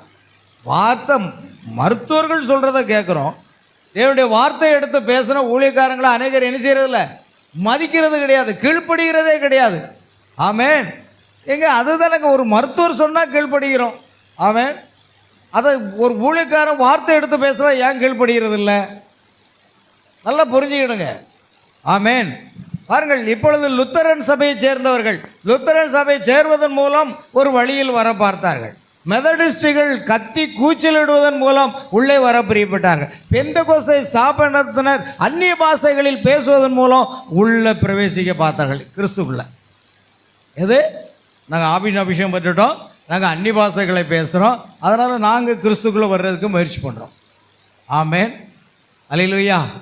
ஆனால் ஒரே ஆவியினாலே என்று 1 கொரிந்தியர் 12ஆம் அதிகாரம் சொல்லு. நாம் யூதராயினும் கிரேக்கராயினும் அடிமையாயினும் சுயாதீனராயினும் எல்லாரும் ஒரே ஆவியினாலே ஒரே சரீரத்துக்குள்ளாக ஞானஸ்நானம் பண்ணப்பட்டு இவ்விதமாய் நாம் கிறிஸ்துக்குள் வருகிறோம். கிறிஸ்துக்குள் வர்றதுக்கு ஒரே ஒரு வாசல் தான், வேறு வாசல் கிடையாது. வார்த்தைக்கு உயிரளிப்பவராகிய தேவனுடைய ஆவியானவர் அந்த வேலைக்குரிய வித்தை உறுதிப்படுத்த, மெதடிஸ்ட் காலத்து வித்து இங்கே கிடக்கிறது, சபையை சுத்தப்படுத்தி பரிசுத்தமாக்கப்பட செய்ய, அந்த வித்தை உயிர் பெற செய்ய பரிசுத்த ஆவி அவசியமாக இருக்கிறது. லூத்தரன் அதை போதிக்கவில்லை, ஏனென்றால் அவர்கள் அதை அறிந்திருக்கவில்லை. பெந்தெகோஸ்தை ஸ்தாபனவர் வரங்கள் புதுப்பிக்கப்படுவதற்கு அந்நிய பாஷைகளை பேச விரும்பினார்.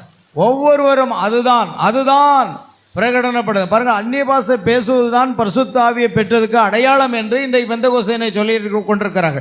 ஆனால் பைபிள் சொல்லுது பரிசுத்த ஆவியுடைய அபிஷேகம் வேறு, அந்நிய பாஷை என்பது ஆவிக்குரிய வரங்களில் ஒன்று.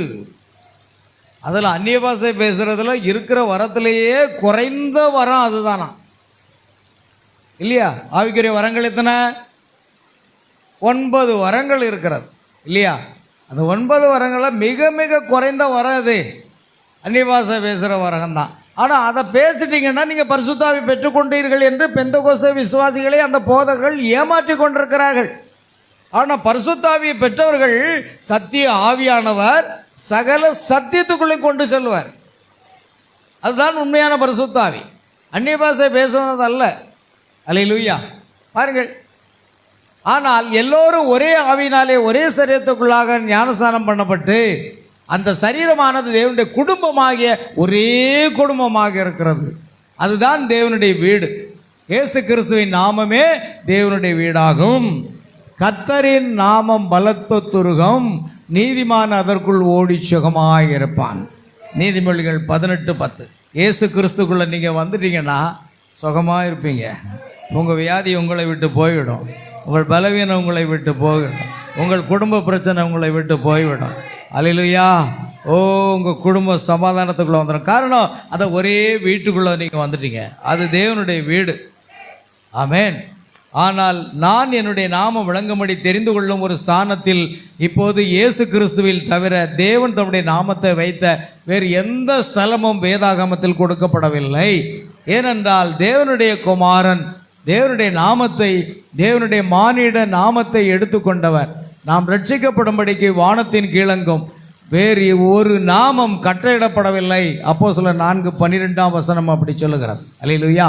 மெத்தடிஸ்ட், பாப்டிஸ்ட், பிரெஸ்பிடேரியன், கத்தோலிக்க போதனை முறைகள் அல்லது நீங்கள் எதை செய்ய விரும்பினாலும் எனக்கு கவலை இல்லை. முழங்கால் யாவும் முடங்கி நாவுகள் யாவும் அவரை கர்த்தர் என்று அறிக்கை பண்ணும் இயேசு கிறிஸ்துவின் நாமத்தின் மூலமாக மட்டுமே. இயேசு கிறிஸ்துவோட நாமத்தில் ஞானஸ்நானம் கொடுத்தா நம்மை அந்து கிறிஸ்துவான், அப்படித்தானே சொல்லுகிறார்கள் ஸ்தாபனத்தார். நம்மை அந்து கிறிஸ்து என்று சொல்லுகிறார்கள். அப்படியானால் நீங்கள் எப்படி பரலோகம் செல்ல முடியும்னு நான் ஒரு கேள்வி கேட்குறேன். எந்த நாமத்தின் வழியாகத்தான் நீங்கள் போகணும்? இயேசு கிறிஸ்துவோட நாமத்தின் வழியாகத்தான் நீங்கள் வர வேண்டும். வேற ஒரு நாமம் கிடையாது. அல்லேலூயா. விதமாக நீங்கள் உள்ளே வருகிறீர்கள். அதற்கு அநேக வசனம் இருக்கு. உபாகமம் 16:2-6, அப்போஸ்தலர் 4:12, பிலிப்பியர் 2:10 போன்ற வசனங்கள். தேவனுடைய வீட்டில் நாம் தேவனுடைய வார்த்தையினாலும் தேவனுடைய வாயிலிருந்து புறப்படும் ஒவ்வொரு வார்த்தையினாலும் ஜீவிக்கிறோம். வேறு யாருக்கும் மோசக்காரனுக்கு நாங்கள் செவி கொடுக்க மாட்டோம். எந்த ஸ்தாபனத்துக்கும் நாங்கள் செவி கொடுக்க மாட்டோம். எந்த ஸ்தாபனத்தோடும் நாங்கள் ஐக்கியப்பட மாட்டோம். எந்த ஸ்தாபன பேரன்பு பெருவிழாவுக்கும் திருவிழாவுக்கும் நாங்கள் போகவே மாட்டோம். ஆமென். போவீங்களா? ஊழியர் ஐக்கிய கூட்டத்துக்கு வீடு தேடி அழைப்பு வந்து கூட எனக்கு போக மனசு இல்லை. அங்கே என்ன இருக்கிறது? யாக்குமாரன் பரிசுத்தாவின் நாமம் இருக்குது. துக்கப்பட்டு வரணும். அது எதுக்கு? எனக்கு அருமையான தேவனுடைய பிள்ளையே, அப்படிப்பட்ட காரியங்களுக்கு நீங்கள் ஐக்கியம் வைக்காதீங்க. நீங்கள் செல்ல விரும்பாதீங்க. அங்கே என்னத்தை வேணாலும் பண்ணிட்டு போட்டோம். ஆமென். நீங்கள் என் நாமத்தை தவிர வேறு எதையும் எடுத்துக்கொள்ளாதீங்க. முடிஞ்சிட்டா? என்ன எவ்வளோ இருக்குது? ஒரு பாயிண்டா? சரி, நான் முடிக்க போகிறோம். ஆகையால் ஒவ்வொரு சபையின் காலத்திலும் நான் உங்களுக்கு கொடுக்கும் வண்ணமாகவே நீங்கள் புளிப்பில்லாத அப்பத்தை புசிப்பீர்களாக. பார்த்தீங்களா? கத்தோலிக்க சபையினுடைய உபதேசத்தை புராட்டஸ்டன்ட்டுக்குள்ளே கொண்டு வந்து கூடாது. புராட்டஸ்டன்ட் சபையினுடைய போதகத்தை பெந்தகோஸ்தேக்குள்ளே கொண்டு வந்துக்கூடாது. பெந்தகோஸ்தே சபையில் உள்ள போதகத்தை என்ன செய்யக்கூடாது? நாம் மணவாட்டிக்குள்ளே கொண்டு கூட கூடாது. புதிய புதிய மன்னாவினால் உன்னை போஷிப்பேன் என்று கர்த்தர் வாக்கு கொடுத்திருக்கிறார். ஆகையால் நமக்கு ஒவ்வொரு நாளும், நான் சொல்லப்போனால் ஒவ்வொரு ஆராதனையில் தேவன் புதிய புதிய மன்னாவை தருகிறார். 33 வருட காலத்தில் இந்த செய்தியை பிரசங்கிக்கூடிய முதல் முறை இதுதான். இன்னும் நாளைக்கு என்ன செய்தியை கர்த்தர் தருவாரோ?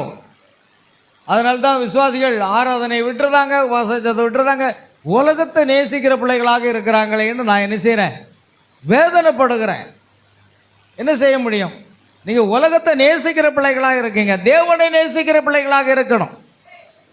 ஏதாவது வேலைகள் இருந்தால் சரி ஞாயிறு ஆராதனை நாளில் அதை என்ன செய்யணும்? அதை ஒத்தி வச்சிடணும், வேறொரு நாளுக்கு மாற்றிக்கொள்ளணும். ஆராதனை ஸ்தலத்துக்கு நீங்கள் வராமல் நீங்கள் மற்ற இடத்துக்கு போவீர்களானா நீங்கள் தேவனை நேசிப்பதற்கு பதிலாக உலகத்தை நேசிக்கிறீர்கள் என்றுதான் அர்த்தம். ஆமென். ஏதாவது ஒரு சூழ்நிலை வரலாம், ஆனால் எப்பொழுதும் பார்த்தா உலக காரியத்துக்கு நாம் முக்கியத்துவம் கொடுக்கிறோம் பிரியமரல்ல. உலக சிநேகம் தேவனுக்கு விரோதமான பகை என்று வேதம் சொல்லுகிறோம். அல்லேலூயா. பாருங்கள், ஒவ்வொரு சபையின் காலத்தில் நான் உங்களுக்கு கொடுக்கும் வண்ணமாகவே நீங்கள் புளிப்பில்லா அப்பத்தை புசிப்பீர்களாக, ஆனால் திரும்ப போய் அதை இதற்குள்ளாக புகுத்த முயற்சிக்க வேண்டாம். பெந்தகோஸ்து உபதேசத்தை மணவாட்டிகளை கொண்டு வந்துடுறாங்க, அது அங்கே போகட்டும். ஆமென். ஆனால் ஏனென்றால் அது தண்டுக்குள் வந்திருக்கிறது. பலியில் மீந்திருக்கும் எலும்பு முதலியவைகளை நீ எடுத்து அவைகளை எரித்து விடுவாயாக. போய்விட்டது. அந்த சபையின் காலம் மரித்து மேற்கொண்டு சென்றது. நாம் இப்போது மற்றொரு சபையின் காலத்தில் இருக்கிறோம். ஆமென். யாத்திராகமம் 12:10, உபாகமம் 8:3, மத்தேயு 4:4, லூக்கா 4:4. அது என்ன? மனுஷன் அப்பத்தினாலே மாத்திரமல்ல, தேவனுடைய வாயிலிருந்து புறப்படும் ஒவ்வொரு வார்த்தையினாலும் பிழைப்ப. எந்த ஸ்தாபன கொள்கைகள் எங்களுக்கு வேண்டாம், எந்த மனுஷ பாரம்பரியங்களுக்கு வேண்டாம், எந்த மனுஷ போதனைகள் எங்களுக்கு வேண்டாம். எங்களுக்கு தேவை தேவனுடைய வார்த்தை. அங்கதான் நாம் வந்திருக்கிறோம். அல்லேலூயா. என் நாமம் விளங்கும்படி நான் தெரிந்தெடுக்கும் ஆராதனை ஸ்தானம். 1 கொரிந்தியர் 12ஆம் அதிகாரம். நாம் ஜெபத்திற்காக நம் தலைகளை வணங்குவாங்க. பாருங்க, இப்போ எல்லாம் புரிஞ்சுட்டு, என் நாமம் விளங்கும்படி நான் தெரிந்து கொள்ளப்பட்ட அந்த ஸ்தானத்தில் நாம் ஆராதனை செய்யணும். அங்குதான் ஸ்தோத்திர பலிகளை செலுத்தணும், அங்குதான் உங்கள் காணிக்கைகளை செலுத்தணும், அங்குதான் உங்கள் தசமபாகங்களை செலுத்தணும். நீங்கள் எதை செய்தாலும் அவருடைய நாமம் விளங்கும்படி தெரிந்து கொள்ளப்பட்ட ஸ்தானத்தில் வந்து செய்து பாருங்க. நிச்சயம் தேவன் உங்களை ஆசீர்வதிப்பார். நாம் எழுந்து நிற்போம். கடைசியாக ஒரு பாடலை பாடி நாம் முடிக்கலாம். பிரியமான தேவ பிள்ளைகளே, ஆகையால் அவருடைய நாமம் தெரிந்து கொள்ளப்பட்ட ஒரு ஸ்தானத்துக்குள்ளாக கர்த்தர் நம்மை கொண்டு வந்திருக்கிறார். எல்லாமே அவருடைய கிருபையாக இருக்கிறது. ஆமென். அல்லேலூயா. தேவனுடைய கிருபை மாத்திரம் இல்லை என்றால் நம்மால் ஒன்றுமே செய்ய முடியாது. அல்லேலூயா. நாம் யாவரும் எழுந்து நின்று நாம் இந்த செய்தியை தியானிக்கும்படி கர்த்தர் நமக்கு உதவி செய்தார், கிருபை செய்தார். நிச்சயமாக தேவன் அதை நடத்துவார் என்ற விசுவாசத்தோடு கூட நாம் கடந்து செல்லலாம். அல்லேலூயா. Praise the Lord. எல்லாமே நீர் தந்தது. எந்த பாடலை போடுப்பா. ஆமென். ஏதாவது ஒரு பாடலை போடு சீக்கிரம். Price the Lord. இல்லைன்னா அதை போடு. அந்த அப்பா வந்த நந்து. கடைசியாக ஒரு பாடலை பாடி நாம் முடிப்போம். பிரியமானவர்களே, தேவன் தெரிந்து கொள்ளப்பட்ட ஒரு ஸ்தானம் இருக்க வேண்டும். அங்குதான் நாம் ஆராதனை செய்ய வேண்டும். அல்லேலூயா. ஜீவனானது தண்டின் வழியாக, பூவின் வழியாக, பிஞ்சின் வழியாக, அது கடைசியாக நிலத்தில் விதைக்கப்பட்ட விதையானது அது முற்றிலுமாக வெளியே வந்து களஞ்சியத்திற்கு கொண்டு செல்லப்படுகிறது. அது ஜீவனை கடத்தும் கருவிகளாக இருந்தது. பெந்தகோஸ்தே ஜீவனை கடத்தும் கருவி.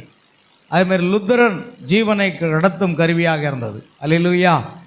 கர்த்தர் தாமே கிருபையாக அந்த கடத்தும் கருவிக்காக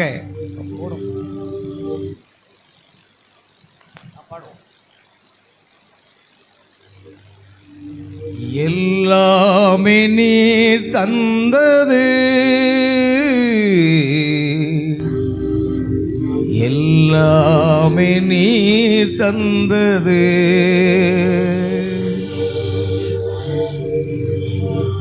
என் வாழ்விலே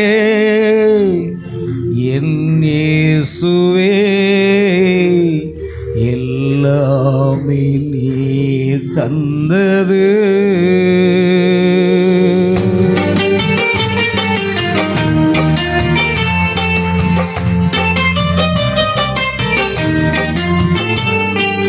எல்லாமே நீர் தந்தது, எல்லாமே நீர் தந்தது, எல்லாமே நீர் தந்தது, எல்லாமே நீர் தந்தது, என் வாழ்விலே என் இயேசுவே எல்லாமே நீர் தந்தது, என் வாழ்விலே என் இயேசுவே எல்லாமே நீர் தந்தது, எல்லாமே நீர் தந்தது, எல்லாமே நீர் தந்தது.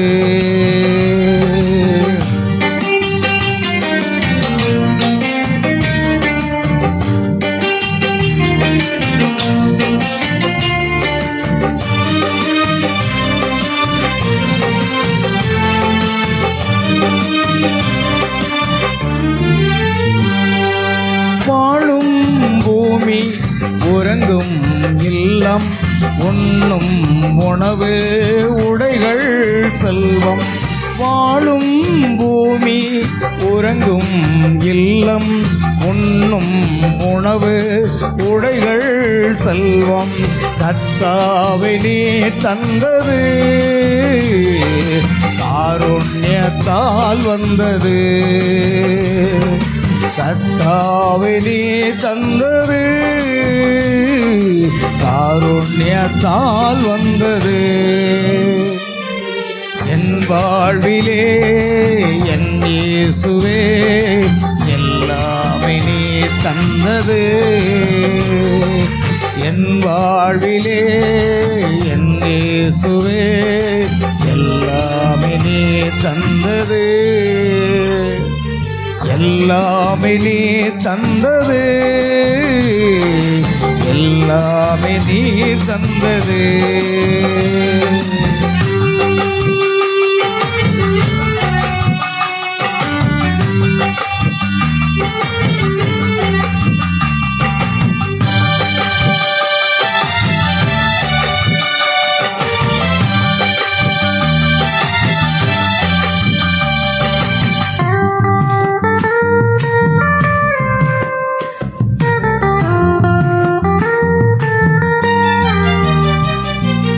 உம்மை என்று உணர்வுள்ள இதயம், உம்மை நோக்கி பார்க்கும் உள்ளார்ந்த இல்லம்.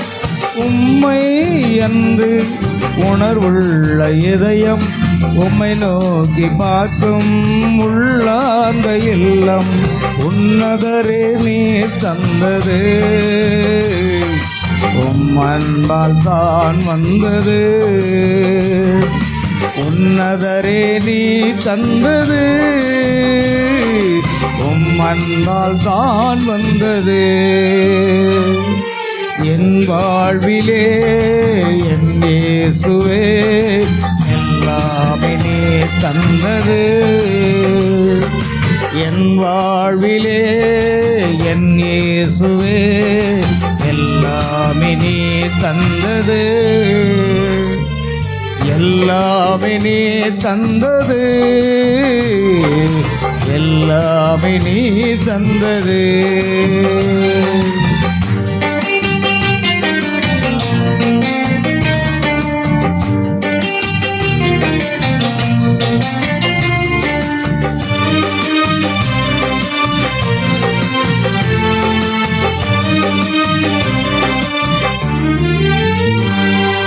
விண்ணை துறந்து மண்ணில் வந்து தம்மை கொடுத்து என்னை மீட்டு. விண்ணை துறந்து மண்ணில் வந்து தம்மை கொடுத்து என்னை மீட்டு. ரட்சிப்பு நீர் தந்தது, ரட்சண்யத்தால் வந்தது. ரட்சிப்பு நீர் தந்தது, ரட்சண்யத்தால் வந்தது. என் வாழ்விலே என் இயேசுவே எல்லாமே நீர் தந்தது. என் வாழ்விலே என் இயேசுவே எல்லாமே நீர் தந்தது, எல்லாமே நீர் தந்தது, எல்லாமே நீர் தந்தது. எல்லாமே நீர் தந்தது, எல்லாமே நீர் தந்தது. என் வாழ்விலே என் இயேசுவே எல்லா எல்லாமே நீ தந்தது என் வாழ்விலே என் இயேசுவே, எல்லாமே நீ தந்தது, எல்லாமே நீ தந்தது, எல்லாமே நீ தந்தது, எல்லாமே நீ தந்தது, எல்லாமே நீ தந்தது. கரங்களை தட்டி ஆண்டவரை மகிமைப்படுத்தும். நன்றி அன்பின் ஆண்டவராக இயேசுவே, உம்மை துதிக்கிறோம், சோத்திரிக்கிறோம்.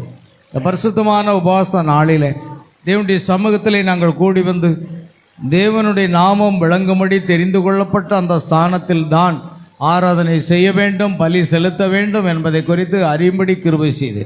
உலகத்தில் எத்தனையோ பலிபீடங்கள் இருக்கலாம், போஜன பீடங்களெல்லாம் வாந்தியினால் நிறைந்திருக்கிறது என்று வேதம் சொல்கிறது. அதுதான் காரியம் ஆண்டவரே.